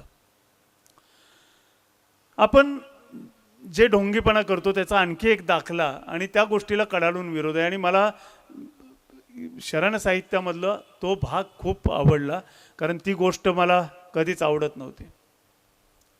झाडाची फुलं तोडून देवाला वाहणं, हे मला हे शरण साहित्यातलं वचन वाचण्या अगोदरपासून आवडत नव्हतं. मी म्हणायचो खाली पडलेली 4 फुलं घ्या. आणि गमतीचा भाग असा आहे, त्यामुळं मी मागच्या एका व्याख्यानात म्हटलं पण होतं, मी जन्माने हिंदू असेन, जन्माने मराठा असेन, पण कर्माने मी लिंगायत आहे. पहिली गोष्ट मांसाहार नाही, कुठल्याही प्रकारचा मांसाहार नाही. दुसरी गोष्ट म्हणजे शिवभक्त. माझं ग्रामदैवत जे आहे त्याच्याबद्दल चर्चा झाली, नीलकंठेश्वराचं मंदिर. आणि आम्हाला बाकीचं काही नसलं तरी श्रावण महिन्यामध्ये दररोज सकाळी 5 वाजताच आमच्या गावातले शिक्षक यायचे, उठवायचे, सगळ्यांना घेऊन जायचे. घेऊन जात असताना बरोबर एक चरबी न्यायची. गेल्यानंतर बेलाची पानं मात्र आम्ही तोडत होतो, मात्र चाफ्याची फुलं खाली पडलेली जी असायची ती घ्यायची, पाणी पहिल्यांदा घालायचं आणि नंतर ते बेल अर्पण करायचं, फुलं अर्पण करायचं, नमस्कार करायचा. बाहेर आल्याबरोबर 3 बोटं कपाळावरती. आम्ही इभित म्हणायचो, विभूती हा शब्द नंतर परत लक्षात आला, शुद्ध शब्द, पण ग्रामीण भागामध्ये तिकडे इभित म्हणतात. त्याचे 3 पट्टे घ्यायचे. हे कुठलं आहे, कुठली लक्षणं आहेत? गळ्यात फक्त लिंग नाही, बाकी सगळा आचार कुठला आहे? त्यामुळं आणि त्याच्या पुढची ज्या गोष्टी आहेत त्या निसर्गाला कमीत कमी हानी, अमुक तमुक, या सगळ्या गोष्टी त्या रक्तात उतरलेल्या. त्याच्याबद्दल अगोदर एक चूक केली आणि नंतर निसर्गप्रेमात पडलो, ही गोष्ट सोडून द्या. एकदा मीच वनवा पेटवला आणि त्या वनव्यातून झालेली हानी बघून आमच्या शिक्षकाने आणि वडिलांनी, जे स्वतःही शिक्षक होते, जे काही लहानपणी सांगितलं ते मनावरती छापल्यासारखं बसलेलं आहे. आणि त्याच्यातून हे आचार माझा जो बदलत गेला, तो आज मला राहून वाटतं की इकडं ज्या टोकानं सांगितलेलं आहे तितक्या टोकाकडं मी अगोदरपासून जात होतो. तर झाडाचे फूल झाडालाच वाहून, नदीचे जल नदीलाच अर्पून, वासराची ताटातूट करून, तळमळणाऱ्या गायीची धार काढून, घटाघटा नको पिऊ रे दूध, कित्येकांचे मुखभंजन करून ठकवून गेली, कुडल संगम देवाने निर्मिलेली माया. छोट्या छोट्या निसर्गातल्या गोष्टी ज्या आहेत त्या गोष्टीतून आपल्या दुटप्पी वागण्यावरती आघात केलेले आहे. झाडाचंच फूल तोडायचं, झाडालाच पाहायचं आणि त्या झाडाला नमस्कार करायचा, ह्याला काही अर्थ नाही आहे. त्याचंच आहे, तेच त्याला अर्पण करण्यामध्ये काही हे नाही आहे. देवाची पूजा करत असताना वेगळ्या पद्धतीनं ते आणखी संकटात टाकतात देवालाच. तुझी पूजा कशानं करू? आणि हे खरं आहे, मान्य करायला पाहिजे, पण आपण मान्य करत नाही. दूध असे वासराचे उष्टे, जल असे मत्स्याचे उष्टे, पुष्प असे भ्रमराचे उष्टे, कशी करू पूजा शिवा शिवा, करू कशी पूजा? निवारण या उष्टेपणाचे हाती नाही माझ्या, जसे अर्पिले ते स्वीकारा कुडल संगम देवा. देवाच्या नावाखाली हे करा, देवाच्या नावाखाली ते करा असलं चालणार नाही. विशेष हे आहे, महत्त्वाची एक गोष्ट आपण लक्षात घेतली पाहिजे की या शरण साहित्यामध्ये अगदी महात्मा बसवेश्वरापासून त्यांनी कर्मकांडावरती आघात केला, मात्र भक्ती मार्गावरती कुठेही आघात नाही आहे. भक्तिमार्ग स्वीकारायचाच आहे, मात्र तो भक्तिमार्ग कष्ट करून जपायचा आहे आणि कुठल्याही प्रकारचं कर्मकांड त्याच्यामध्ये त्यांनी तारा दिलेला नाही. कर्मकांड नाही आलं की तुला तिथं धन खर्च करायची गरज नाही आहे, त्यासाठी झाडाच्या फांद्या तोडायची गरज नाही, फुलं ओरबडून आणायची गरज नाही. या सगळ्या गोष्टी आपोआप होतात आणि याच्यापासून परावृत्त व्हावं म्हणून हे वचन जे आहे ते हे वचनसुद्धा मला महत्त्वाचं वाटतं. आपण देवाच्या तिथे, मी पण बालपणी केलं, आत्ताही म्हटलं, पूजा करताना आत्ता ती पद्धत आलेलीच आहे आपल्याकडे. मात्र पाणी आणायचं आणि त्याच्यावरती बदाबदा ओतायचं, ते पाणी नंतर परत 10 ठिकाणावरून वाहत जात, कुचलेलं बेल बाकीचं सगळं निर्माल्य आहे ते तिथंच परत आणखी बाहेरच्या बाजूला टाकलेलं असतं, ते सगळं पाणी पुन्हा जाऊन नदीच्या पात्रातच मिळतं. हे सगळी जी पद्धत आहे ही सगळी घडू शकत नाही जर आपण अशा पद्धतीनं पाण्याचा वापर कमीत कमी केला किंवा केलाच नाही तर. त्यांनी जो याच्यासाठी हल्ला केलेला आहे, कर्मकांडावरती हल्ला केलेला आहे, त्याच्या मध्यावरती मी कुठेच जाणार नाही, पण ते एका ठिकाणी बोकडाला सुद्धा संदेश देतात आणि त्याच्यातून आपल्यालाही सांगतात, वेदात विधिनिदान असल्याकारणे तुझं मारतील ठार म्हणून, अरे बोकडा तू रड रे. वेदात विधिनिदान असल्याकारणे तुझं मारतील ठार म्हणून, अरे बोकडा तू रड रे बाळा. वेदपाटींच्या पुढे तू कर रे रुदन, शास्त्र श्रोत्यांपुढे तू कर रे आक्रंदन. तुझा आक्रोश ऐकून तयाना देईल योग्य शासन, आपुला कुडल संगमदेव. आपलं दुखणं काय करायचं रडून आरडून असं म्हणून थांबायचं नाही आहे, तर तुम्ही त्याच्याबद्दलची चिंतन केलंच पाहिजे. माणूस म्हणून सुद्धा कुठलाही अन्याय सहन करू नका, अशा प्रकारची एक वेगळी शिकवण आपल्याला दिली. मला माहीत नाही आहे मूळ शिकवणीमध्ये नदी स्नान पवित्र अपवित्र मानलंय की नाही, मात्र जैन धर्मामध्ये नदी स्नान अपवित्र मानलं जातं, नदीमध्ये आंघोळ करायला तिथे परवानगी नाही आहे. सगळेच हे धर्म अहिंसेची शिकवण देतात. जैन धर्मामध्ये तर टोकाची एक कृती आपल्याला बघायला मिळते. एखाद्या ठिकाणी बसायचं असेल तर त्या बसायच्या जागेला साफ केलं जातं, पण ते साफ करताना तिथं एखादी मुंगी असेल तर तिला सुद्धा इजा पोचू नये याच्यासाठी मोराच्या पिसापासून पिच्ची बनवली जाते आणि त्या पिच्चीनं ती जागा अगोदर साफ केली जाते. गौतम बुद्धांनी तीच शिकवण दिलेली आहे आणि त्याच्यानंतर महात्मा बसवेश्वरांनी हीच शिकवण आपल्याला दिलेली आहे आणि त्या ठिकाणी ते प्रत्येक गोष्टीला आपल्याला संदेश देत असताना निसर्गाचा दाखला घेत संदेश आपल्याला देतात. जल दिसताच डुबकी मारिती, वृक्ष दिसताच फेरी घालती, आटणारे जल वटणारे झाड हेच जयाना भावती, ते तुम्हास कसे जाणती कुडल संगम देवा. प्रत्येक ठिकाणी ते पुढची शिकवण देत आहेत. नदीमध्ये स्नान करून पावित्र्य मिळवायचं, झाड दिसलं फेऱ्या मारायच्या, हे आटणारं जल आहे वटणारं झाड आहे, अशा गोष्टीला कुठे तुम्ही जाताय. निर्विकार अशा गोष्टीची पूजा करण्यासाठी एक आध्यात्मिक बैठक लागते. ती बैठक मिळवण्यासाठी काही विशिष्ट कष्ट घ्यावे लागतात, तोपर्यंत सामान्य माणूस टिकू शकत नाही.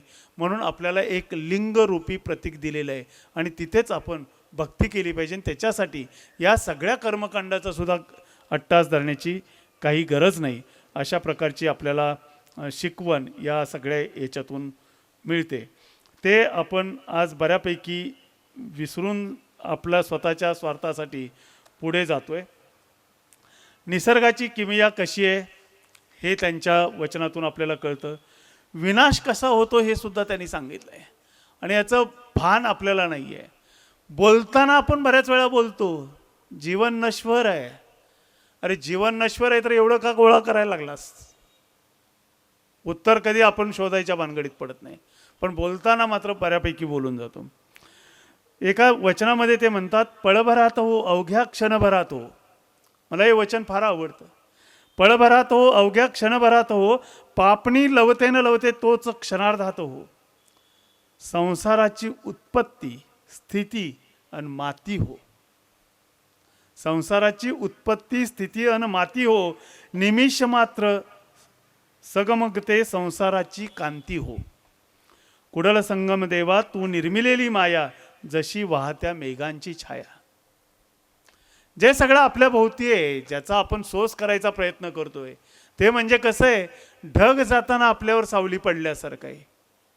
इतकं ते क्षणिक आहे किंवा एका क्षणात होत्याचं नव्हतं होऊन जातंय. याची कायम आपल्या मनामध्ये एक जाणीव असली पाहिजे. अशा प्रकारचा एक संदेश आपल्याला त्याच्यातून मिळतात. माणसानं सच्शील असलं पाहिजे ते सांगत असतानाही त्याचे दाखले आपल्याला मिळतात. मात्र शरण दसरय्या, ज्यांना वृक्षमित्र म्हणूनच ओळखलं जातं, त्यांचं वचन जे आहे ते वचन पाहण्यासारखं आहे. आणि तिथं ते देवाला चॅलेंज करतात, त्याचं देवत्व चॅलेंज करतात. आणि इतकं हे लिंगायत धर्माचं मोठेपण आहे की त्यांनी देवाला सुद्धा सांगितले. आणि हा बंडखोरपणा पुढे जो आलेला आहे तो संत तुकारामांच्या मध्ये मला दिसतो. आणि म्हणून मला खूप वेळा वाटतं किंवा तोरो सरांनी त्यांच्या लिखाणामधून ही गोष्ट बऱ्यापैकी दाखले देत सिद्ध केले की बसवेश्वरांचं जे कार्य होतं तेच पुढे वारकरी संप्रदायानं नेलं. ते कसं ते आपण पुढच्या टप्प्यात बघू. मात्र दसरय्यांचं जे वचन आहे ते, फुल हे झाडाचे मूल त्याची शोभा. फुल हे झाडाचे मूल त्याची शोभा, ते तोडण्याचा अधिकार मला न तुला. देवालाच सांगतायत थेट. फूल कुणाचं मूल आहे? झाडाचं मूल आहे. ते तोडायचा अधिकार मलाही नाही आणि तुलाही नाही आहे. गळून पडल्यास करीन समर्पण तुला. गळून पडल्यास करीन समर्पण तुला. केले जरी अर्पण कोमेजलेले फूल, पूजेत हस्तक्षेप तुझा नाही चालणार. गळलेलं फूल, सुकलेलं फूल तुला वाहिलं म्हणून तू जर रागावशील, चिडशील तर ते चालणार नाही. तरीही केल्यास हस्तक्षेप, जर तू चिडलास, तू हस्तक्षेप करायचा प्रयत्न केला तर तुझं देवत्वच उरणार नाही. तरीही केल्यास हस्तक्षेप, नाही उरणार तुझे देवत्व. आणि पूजिला विना राहील का तुझ्यात देवत्व. साकडे कोडं घातले, पूजा केली तर देव आहे म्हणतील, पूजा नाही केली तर तुझं देवत्व संपून जाईल. आणि पूजा करताना तू जर त्याच्यात हस्तक्षेप केला, माझ्यावरती रुसायचा प्रयत्न केला, रागावायचा प्रयत्न केला तर तुझं देव पण राहणार नाही. दोन्ही बाजूनं कोडं टाकलंय. आणि पुढे ते सांगतात ते फार महत्त्वाचं आहे. पूजेत केल्यास आशा व्यक्त, पूजेत केल्यास आशा व्यक्त, होशील देवा तू साधा भक्त. तुझ्यात आणि साध्या भक्तात काही फरक राहणार नाही. तुझं देवत्व जर टिकवून ठेवायचं असेल तर तुला जे मी अर्पण करेन ते तू स्वीकारलं पाहिजे, तू मान्य केलं पाहिजे. इतका साधा भक्तिमार्गाचा संदेश या वचनातून मिळतो. आणि याच्यामध्ये देवाला फुलंसुद्धा तोडून वाहू नये अशा प्रकारची शिकवण मिळते. मात्र आज मी ज्यावेळेस सकाळी फिरतो त्यावेळेस बघतो जिथं जिथं फुलं आहेत ती झाडं वाकवून वाकवून तोडतात. सांगलीमध्ये काही वेगळा अनुभव असेल असं समजायचं कारण नाही. सांगली आणि कोल्हापूर जवळजवळ आहेत आणि संस्कृती साधारण एकच आहे. तर हे सगळं जे आहे ते इतकं मनापासून सांगितलं आहे. दसरय्या तर किती कनवाळू वृत्तीचे होते. तर त्यांचं हे वागणं, कर्मकांडात स्वार्थ ज्यांचा दडलेला आहे त्यांना पटणारं नव्हतं. म्हणून एकदा त्यांनी त्यांच्यावरती त्यांना जीवेच मारायला एक गुंड पाठवला. मोठं मल्ल त्याचं नाव. पाठवलं. त्याला काय गुंडाला सुपारी दिली, त्यानं त्याचं काम करायचं ठरवलं, तो त्याचा धर्म आहे. सुपारी घेतल्यानंतर काम पूर्ण करायचं हा त्याचा धर्म. तो गेला, मारलं, मारलं. इतका मार लागला की दसरय्या जमिनीवर आडवे पडले. इतकं मारल्यावर हा काय जगतो का, हे आता मेलं असं समजून तो निघाला. त्यावेळेस दसरय्या त्याला म्हणतात की बाबा रे, मला इतकं मारून तुझे हात दुखत असतील, तुझे हात दाबून देऊ का? हे ऐकल्यावर त्या मोटमल्ला स्वतःच्या कृत्याची लाज वाटली आणि तो लिंगायत धर्मामध्ये प्रविष्ट झाला. ही संस्कृती, हा कनवाळूपणा, ही शिकवण या धर्माची आहे. अनेक गोष्टी या शरण साहित्यातल्या अशा आहेत की ज्याच्यामध्ये मला आश्चर्य वाटतं की त्या काळामध्ये सुद्धा या गोष्टी यांना कशा आकलन झालेल्या असतील. एका वचनामध्ये, ते पण दसरय्यांचंच आहे, पृथ्वीचा अंश अंग होऊन, जलाचा अंश शुक्र शोणित होऊन, तेजाचा अंश भूक होऊन, वायूचा अंश जीवात्मा होऊन, आकाशाचा अंश ब्रह्मरंध्र होऊन, हे 5 गुण असेपर्यंत सुखदुःख सुटत नाहीत. ते सोडले पाहिजेत. हे वचन आणखी दीर्घ आहे, मी फक्त त्याच्यातला निसर्गाशी कनेक्टेड भाग फक्त घेतला. हे सोडवत नाहीत म्हणजे ही पंचमहाभूतं ज्याला हिंदू संस्कृतीमध्ये म्हटलं जातं, आपल्या संस्कृतीमध्ये याला पंचमहाभूतं मानलं जातं. त्या पंचमहाभूताचं एक एक रूप आहे, ते रूप घेऊन आपलं शरीर बनलेलं आहे. आणि ह्या शरीरामध्ये जीव आहे तोपर्यंत हे सुख दुःख आपल्यापासून सुटत नाही. अशा प्रकारचं ह्या पंचमहाभूतांचा सुद्धा विचार करून जी शास्त्रीयदृष्ट्या सुद्धा महत्त्वाची अशी मांडणी शरण साहित्यामध्ये आपल्याला दिसते. फुलारी मदन्ना यांचं सुद्धा एक वचन निसर्गाच्या दृष्टीनं खूप महत्त्वाचं आहे. बाहेर खुडूनी बाहेरच पूजल्याने ना फल ना प्रयोजन न सुख लाभे पहा. त्यांनी जवळपास 8 पुष्प एका वचनामध्ये सांगितलेली आहेत. सर्व जीवाप्रती अहिंसा बुद्धी बाळगणे प्रथम पुष्प. पहिलं पुष्पच काय सांगितलंय बघा, सर्व जीवाप्रती अहिंसा बुद्धी बाळगणे, त्याला मारायचं नाही. आणि अहिंसा किती पराकोटीची असते हे महात्मा गांधी आणि रवींद्रनाथ टागोर यांच्या एका गोष्टीत सांगितलं जातं.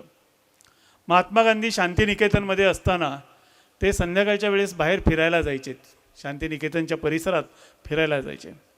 महात्मा गांधी तयार होऊन आले आणि हॉलमध्ये बसले. रवींद्रनाथ टागोर काही येतच नव्हते बाहेर. मग बराच वेळ झाला म्हणून महात्मा गांधी उठले आणि आतमध्ये डोकावले. तर हे आपले नट्टापट्टा चालू होता, केस विंचरणं, दाढीतून कंगवा फिरवणं वगैरे चालू होतं. ते त्यावेळेस काही बोलले नाही, त्यांचं होऊ दिलं. बाहेर आले आणि म्हणले का हो इतका वेळ का? तर काही नाही म्हणले, बापूजी तुम्ही अहिंसा म्हणता ना? तर म्हणले हो. अहिंसेचा आणि याचा काय संबंध वेळेचा? तर म्हणले मी बाहेर ज्यावेळेस फिरायला येईन त्यावेळेस मला बघितल्यानंतर कुणाला अगली वाटू नये, मी सुंदर दिसावं, मला पाहिल्यानंतर त्यांना प्रसन्न वाटावं, याच्यासाठी मी तयारी करत होतो म्हणले. एखाद्याला वाईट दिसणं किंवा एखाद्याच्या मनात आपल्याबद्दल तिरस्कार निर्माण होईल असं वागणं हे सुद्धा अहिंसेमध्ये बसत नाही, असं त्या दाखल्याला घेऊन सांगितलं जातं. तर पहिलंच पुष्प त्यांनी जे सांगितलेलं आहे, सर्व जीवाप्रती अहिंसा बुद्धी बाळगणे प्रथम पुष्प, याच्यामध्ये वनस्पती आणि प्राणी या दोन्ही गोष्टी येतात. हे प्रकर्षानं पहिल्यांदा आपण लक्षात ठेवलं पाहिजे. सर्वेंद्रिय निग्रह करून राहणे द्वितीय पुष्प. आता ह्याचा परत पहिल्या गोष्टीशी संबंध येतो. सर्वेंद्रिय, जीभ हे एक महत्त्वाचं इंद्रिय आहे आणि जे सगळं चालतं ते जिभेच्या चोचल्यासाठी चालतं. निसर्गातलं पहिलं अतिक्रमण हल्ली सुरू होतं ते जिभेच्या चोचल्यासाठी होतं.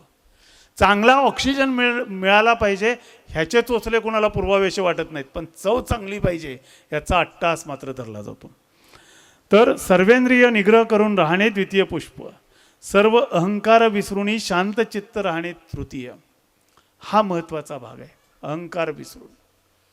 जे मी म्हटलं की आज आपली जीवनशैली बदलत बदलत आपण स्वतःच्या आनंदासाठी जगायचं सोडून आपण आनंदी आहोत किंवा आपण एखाद्या ठिकाणी गेलोय हे जगाला दाखवण्यासाठी सगळं काही करतो, ते सगळं ह्या अहंकारातून येतं.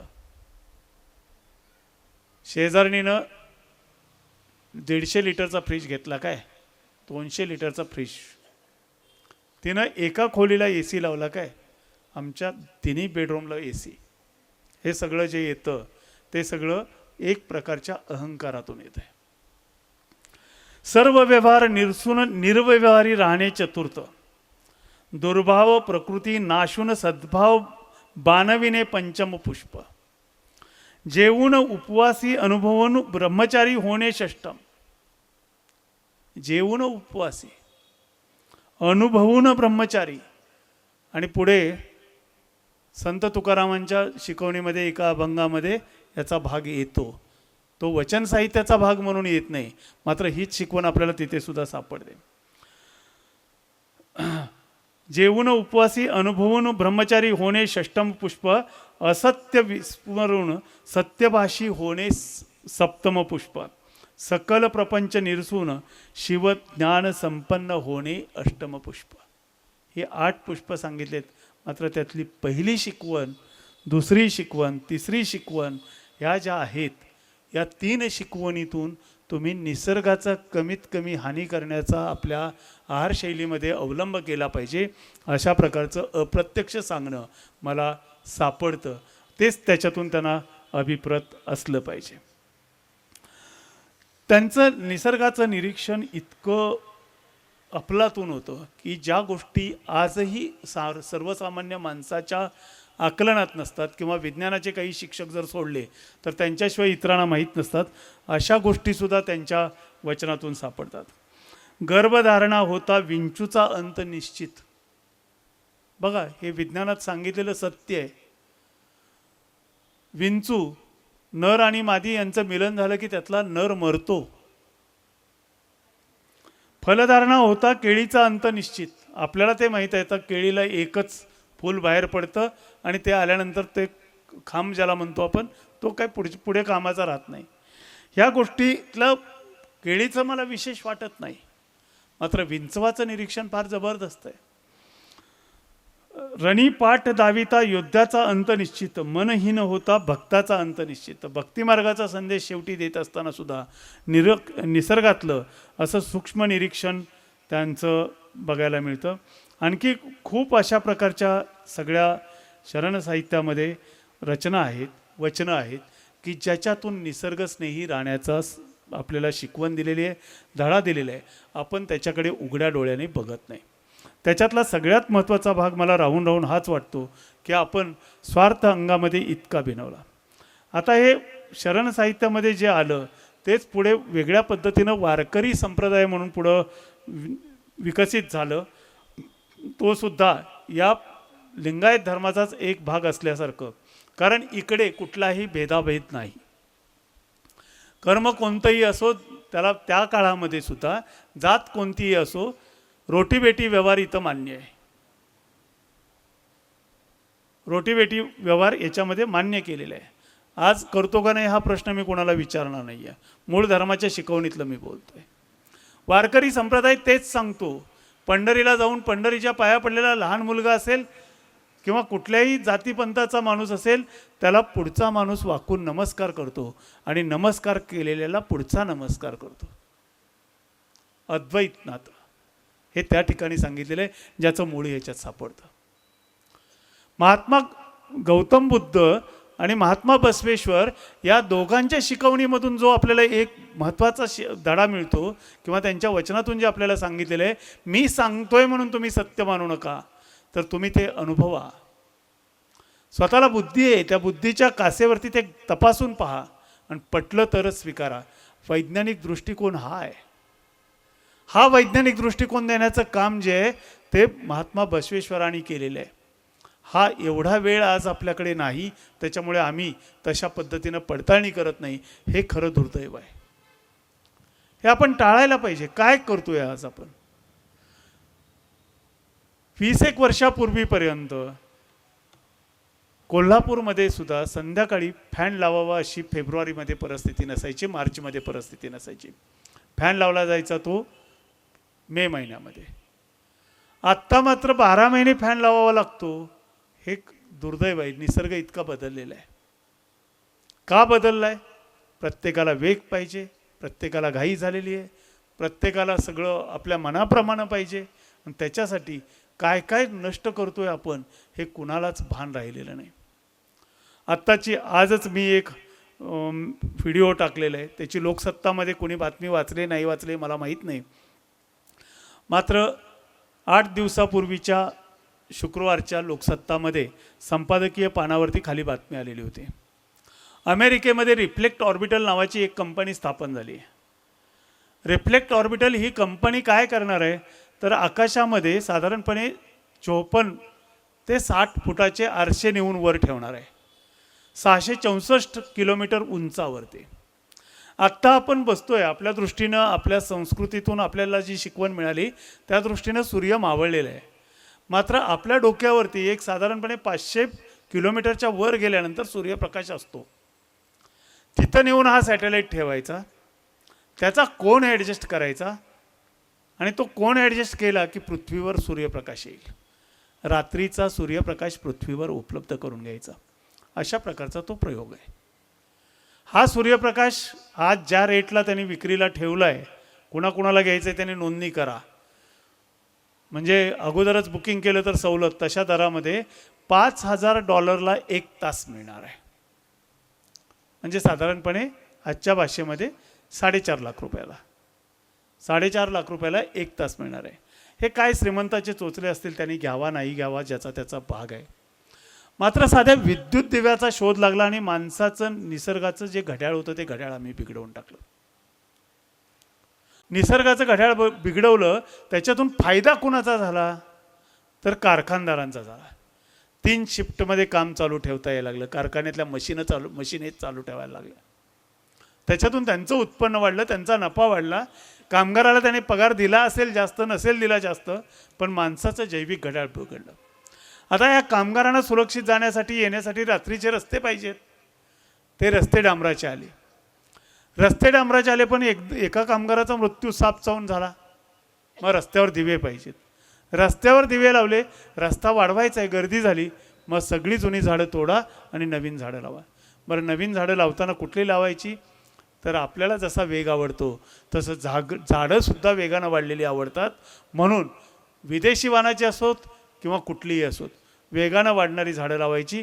म्हणून आफ्रिकन ट्युलिप असेल, त्याच्यानंतर तुमचं बदामाचं झाड असेल, अशा प्रकारची झाडं जी फास्ट वाढतात, फास्ट ग्रोईंग प्लांट म्हणून लावायची.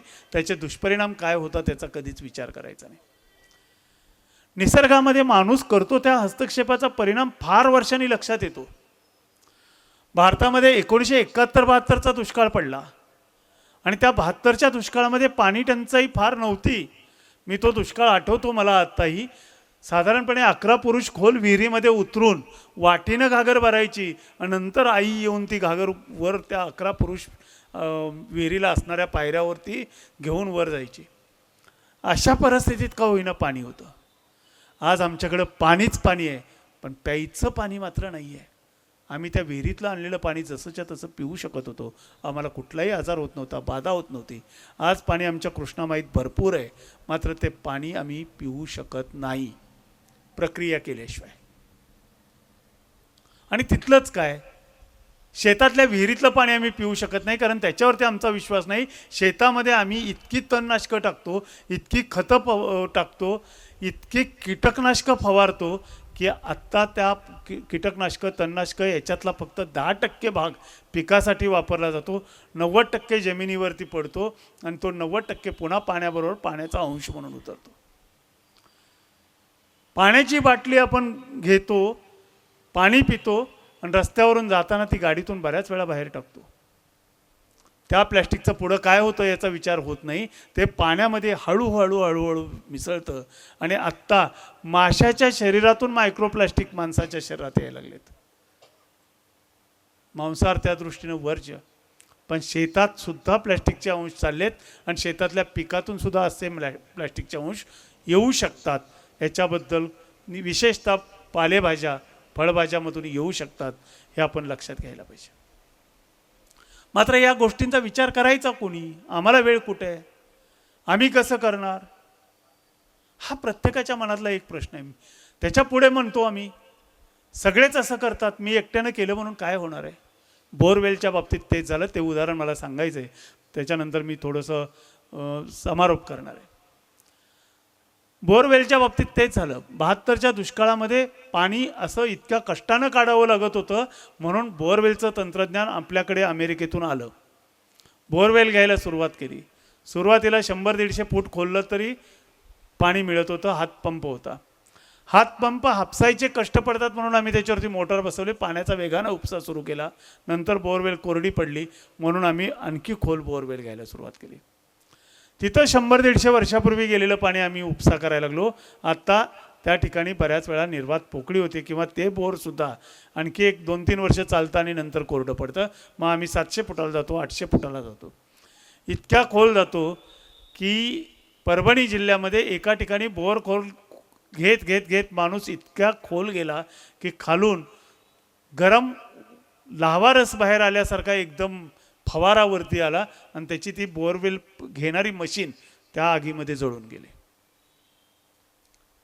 इतका आमचा स्वार्थ आम्हाला पुढे जायला अतिरेक करायला भाग पाडायला लागलाय. तर ह्या बोरवेलचं तंत्रज्ञान वापरून आम्ही आमच्या शेतात बोर घेतलं. माझ्या घराजवळ बोर घेतलं. मी त्यातलं पाणी वापरतो. किती वापरतो? माझ्या गरजेपुरतंच वापरतो. किती खोलीवरून घेतो? शासनाचा नियम आहे 200 फुटापेक्षा जास्त खोल बोर घ्यायचं नाही. ज्यांच्याकडे शेती असेल त्यांनी विचार करावा, आपण ह्या शासनाच्या नियमाचं पालन केलं का? कोणी खोल घेतले मी विचारत नाही. मी इथं तपासणी करायला पण नाही आलेलो. तिथलं पाणी आम्ही उपसायला लागलोय. सगळी जमीन आपली ड्राय व्हायला लागली. आणि मग अमेरिकेतही हेच चालू, भारतातही हेच चालू. 2 मोठे देश. आफ्रिकेमध्ये जंगल बऱ्यापैकी असल्यामुळं तिथं एवढी परिस्थिती भीषण नाही. पण ह्या 2 देशामध्ये मोठ्या प्रमाणात बोरवेल घेऊन शेतीला पाणी तिथलंच वापरायला लागलं.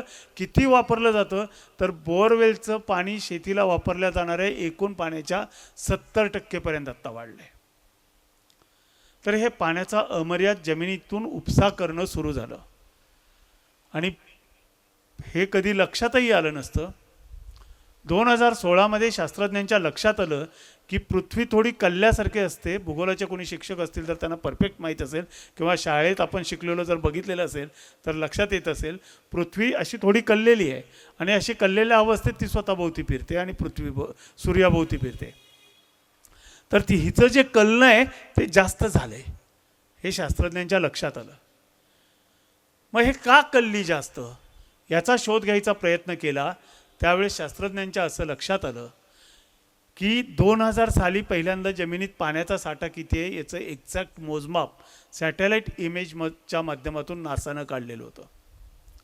ते घेतलं. 2016चं एक लक्षात आलेल्या त्या वर्षीचं पण दरवर्षी काढतं नासा हे. 2016 साली ज्यावेळेस पृथ्वी कल्ली हे लक्षात आलं त्यावेळेसचा मॅप घेतला आणि बघितलं तर भारत आणि उत्तर अमेरिका या 2 देशामधून, फक्त भारत आणि अमेरिका या 2 ठिकाणामधून जमिनीतून पाणी उपसा केलंय आणि त्याचं त्याच वर्षी पुनर्भरण झालेलं नाही. अशा पाण्याचं वस्तुमान 7180 गिगाटन भरलं. 7180 गिगाटन. 1 टन म्हणजे 1000 किलो.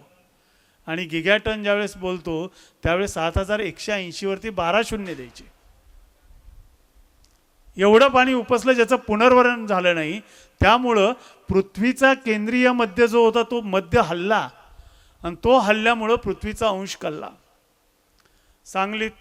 सांगलीकरांना काही फरक वाटला नाही, कोल्हापूरकरांना काही फरक वाटला नाही, मान्य आहे. पण उष्ण कटिबंध, समशीतोष्ण कटिबंध आणि शीत कटिबंध असे 3 टप्पे आपण तिथल्या पर्यावरणीय परिसंस्थेवरून केलेत. ह्या कल्ल्यामुळं शीत कटिबंधातला शेकडो किलोमीटरचा परिसर समशीतोष्ण कटिबंधात, समशीतोष्ण कटिबंधातला शेकडो किलोमीटर परिसर हा उष्ण कटिबंधात गेला आणि दुसऱ्या बाजूला त्याच्या उलट प्रक्रिया घडली. उष्ण कटिबंधातला शेकडो किलोमीटरचा भाग समशीतोष्णमध्ये, समशीतोष्णचा शीतमध्ये गेला. त्या ठिकाणी राहणाऱ्या सूक्ष्मजीवांचं काय झालं? माझ्याकडे उन्हाळा वाढला, माझ्याकडे उकाडा वाढला, त्याच्या मुळाशी जाऊन कारण शोधून उपाययोजना करण्यापेक्षा मी भौतिक संसाधनं कशी मिळतील आणि भौतिक संसाधनामध्ये माझं सुख कसं टिकेल याचा विचार करत राहिलो. मात्र निसर्गाचा हा विचार केलेला नाही आहे. आणि ह्या अशा परिस्थितीमध्ये आम्ही आमचं सुखकर जीवन जगण्यासाठी जास्त पैसे कसे मिळवायचे, पुढच्या पिढीसाठी ते कसे टिकवायचे, याच्यामध्ये जी लूट चालवलेली आहे ही लूट कुठेतरी थांबवण्याची गरज आहे.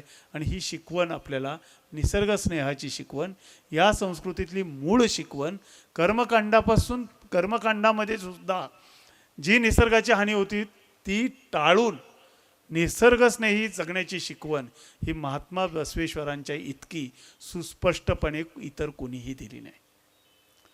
तो वारसा आणि वसा पुढे संत साहित्यामध्ये शिरलेला आहे.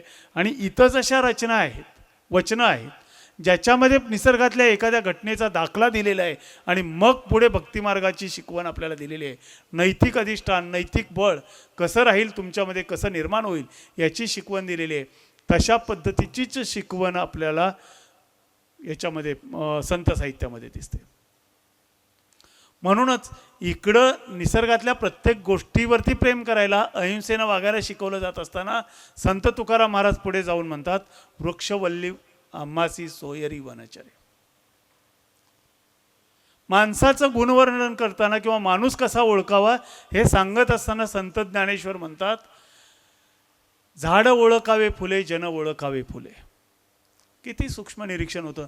आणि पुढे कार्ल लिनियससारखा शास्त्रज्ञ ज्यावेळेस वनस्पतींचं वर्गीकरण करायला लागतो त्यावेळेस तो सुद्धा सपुष्प आणि अपुष्प वनस्पती असे पहिले 2 घटक पाडतो. इतकं ह्या संत लोकांचं कार्य मोठं आहे, ते आपण ओळखलं पाहिजे. त्यांना संत म्हणा, महात्मा म्हणा, काय म्हणायचं आहे ते म्हणा, किंवा त्यांना सुद्धा काही नाही म्हटलं तरी चालेल, पण त्यांच्या शिकवणीकडे दुर्लक्ष करू नका. त्याच्यातला एक पैलू तरी आपल्यामध्ये यावा याच्यासाठी प्रयत्न करा. आणि सगळ्यात महत्त्वाचं म्हणजे मी एकट्यानं करून काय होणार आहे असा विचार कृपा करून करू नका. कारण मी एकट्याने करून काय होणार आहे असा जर विचार करत राहिलो तर काहीच घडणार नाही. मी केलं तरच होणार आहे हा आत्मविश्वास आपल्या प्रत्येकात असला तरच हा निसर्ग टिकणार आहे. आणि आपल्या पुढच्या पिढ्यासाठी जे ठेवायचं आहे, आणि ही शिकवण जी आहे ही शिकवण महात्मा बसवेश्वरांनी दिली. त्याच्यानंतर अनेक महापुरुषांचे ज्यावेळेस मी दाखले बघतो किंवा त्यांच्या जीवनातले केवळ हाच पैलू मी तपासतो जास्त प्रकर्षानं, त्यावेळेस मला ही शिकवण प्रकर्षानं मिळत जाते. ही शिकवण आपल्या अंगी उतरावी. आपल्या मुलांच्यासाठी खूप चांगली प्रॉपर्टी करून ठेवायची. मुलंच स्वतः आत्ता कमवती झालेली असतात, तोपर्यंत आपण त्यांना पाहतच असतो. नातवंडासाठी काही जतन करून ठेवायचं तर ते अन्न, वस्त्र आणि निवारा ह्याची तरतूद करण्याचा प्रयत्न प्रत्येकानं करायला पाहिजे. आणि ते प्रत्येकाला मुक्तपणे मिळणार आहे. पैसे देऊन ऑक्सिजन तयार करून मिळणार नाही आहे. पाण्याच्या बाटल्या आपण विकत घेऊन शुद्ध पाणी प्यायचा प्रयत्न करतो, पण ते पाणी किती शुद्ध आहे, त्याच्यात मायक्रोप्लास्टिक उतरलं आहे का ह्याची टेस्ट करून आपण कधी तपासून पिऊ शकत नाही आहे. तर अन्न, पाणी आणि हवा हे आपल्या पुढच्या पिढ्यांना चांगलं मिळण्यासाठी आपण सर्वजण कटिबद्ध होऊया. थोडं तरी त्याच्यातला विरक्तीचा मार्ग, निसर्गाला हानी पोचवण्यापासून दूर जायचा मार्ग आणि खराखुरा भक्ती मार्ग जो बसवण्णांनी सांगितला, पुढच्या शरणांनी आपल्यामध्ये रुजवायचा प्रयत्न केला, तो अंगीकारायचा जर आपण प्रयत्न केला तर मला वाटतं आपण आपल्या पुढच्या पिढ्यांच्यासाठी जे काही नुकसानीचं, त्रासाचं जगणं पुढचं होणार आहे ते इथून पुढं तरी निदान वाढवणार नाही. तशी एक नम्र अपेक्षा उपस्थित सर्व बंधू भगिनींच्याकडून मी करतो. या ठिकाणी मला बोलावलं, माझा विचार व्यक्त करण्याची संधी दिली त्याबद्दल संयोजकांचे आभार मानतो आणि थांबतो. धन्यवाद.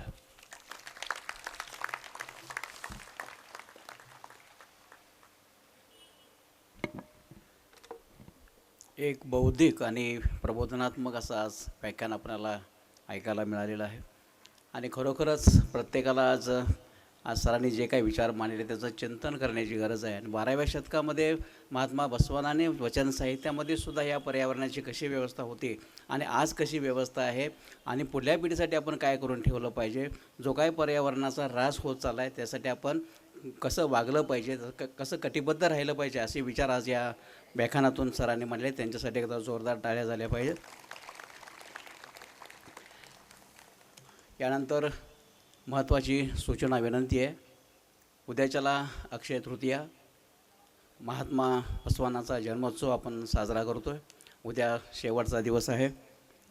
त्यामध्ये आपण सकाळी 6 ते 7 सनई चोकडा वादन आहे, 7 ते 9 पारायण समाप्ती आहे, सकाळी 9 ते 10 रुद्राभिषेक, सकाळी 10 ते 11 वरदशंकर महापूजा, 11 ते 12 श्री अक्कमदेवी वीरशैव मेला भजनी मंडळ यांचे भजन आणि दुपारी 12 वाजता बरोबर जन्मकाळ व सोनठोडा प्रसाद आहे. या कार्यक्रमासाठी सुद्धा आपण सर्वांनी वेळेवर उपस्थित राहायचं आहे. त्यानंतर संध्याकाळचा जो कार्यक्रम आहे तो म्हणजे रविवारी रात्री 19/4/2026 रोजी सायंकाळी 7 वाजता बरोबर मिरवणुकीला प्रारंभ होणार आहे. त्यामुळे उद्याच्याला आपण बरोबर 6ला इथं उपस्थित राहा अशी आपणाला सर्व विनंती आहे.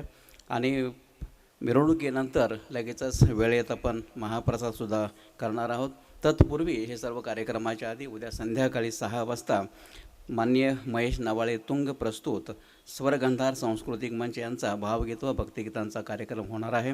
त्यामध्ये भावगीतं व भक्तिगीतं ते सादर करणार आहेत. त्यांचा एक साधारणपणे 1 तासाभराचा कार्यक्रम होईल. त्यासाठी सुद्धा आपण सर्वांनी उपस्थित राहायचं आहे. त्याचप्रमाणे रविवारी सकाळी 7:30 वाजता निशांत कॉलनी महादेव मंदिर येथून बसव रॅलीसुद्धा निघणार आहे. तरुणांनी जास्तीत जास्त त्यामध्ये आपला सहभाग नोंदवावा.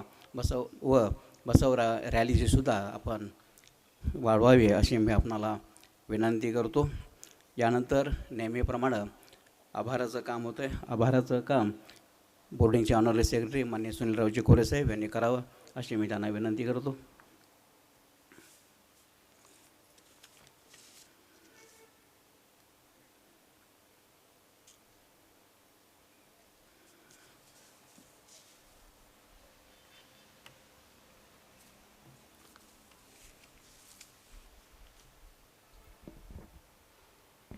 आज आपण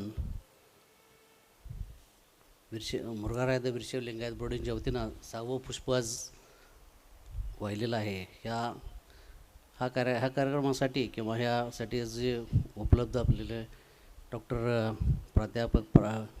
प्राचार्य विलास शिंदे उपस्थित राहिले. खरं तर ते विचारानं आणि कर्तृत्वानं लिंगायतच आहेत अशाच पद्धतीनं त्यांचा भास आपल्याला झाला आहे. त्यांनी जे अभ्यास केलेला आहे बसवेश्वरांच्याबद्दल मला वाटते आपल्या लिंगायत लोकांच्यापेक्षाही जास्ती त्यांचा अभ्यास निश्चित आहे असं मला वाटतं आहे. त्यांनी बसवेश्वरांच्या वचनांबरोबर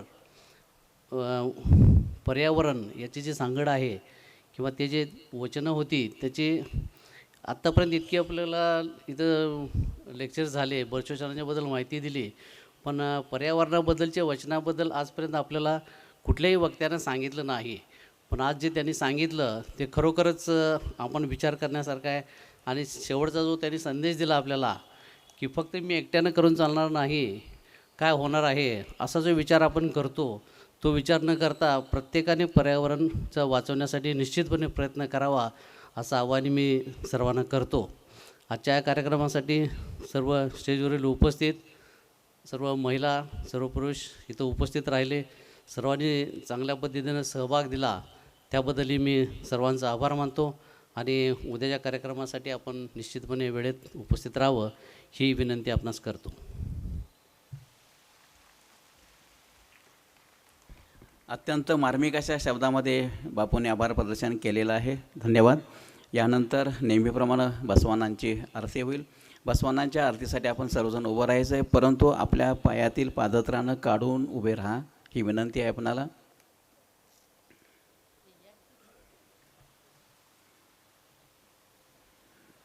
जय गुरु बसवेशा, जय तु जगद्गुरु बसवेशा, जंगम रूप तु बसवेशा, जगदोदारक बसवेशा, कल्याणकारी बसवेशा, कारुण्यमूर्ती बसवेशा, कायक योगी बसवेशा, कैवल्यदाता बसवेशा. जय गुरु बसवेशा, जय तु जगद्गुरु बसवेशा, निर्गुण रूप बसवेशा, निष्कल लिंग तु बसवेशा, अकार उकार मकार मूलक ओंकार तुची बसवेशा, जय गुरु बसवेशा जय तु जगद्गुरु बसवेशा परम प्रभू तू बसवेशा पतित पावन बसवेशा भक्तांचा प्राण बसवेशा भवभय तारक बसवेशा जय गुरु बसवेशा जय तु जगद्गुरु बसवेशा किंकर्मची बसवेशा शंकर तुझी बसवेशा मूढ मानवाचा मद हरता महादेव तू बसवेशा जय गुरु बसवेशा जय तु जगद्गुरु बसवेशा अनोनिसान तू बसवेशा महतमहीयन बसवेशा शरण हृदयस्थ बसवेशा धाव तू बसवेशा धाव तू बसवेशा धाव तू बसवेशा जगज्योती महात्मा बसवेश्वर महाराज की जय श्री जगद्गुरु पंचाचार्य महाराज की जय सिद्धेश्वर महाराज की अकमादेवी माता की दानमताई माता की हर हर हर हर जगज्योती महात्मा बसवेश्वर महाराज की. आवाज एकदमच लहान आहे.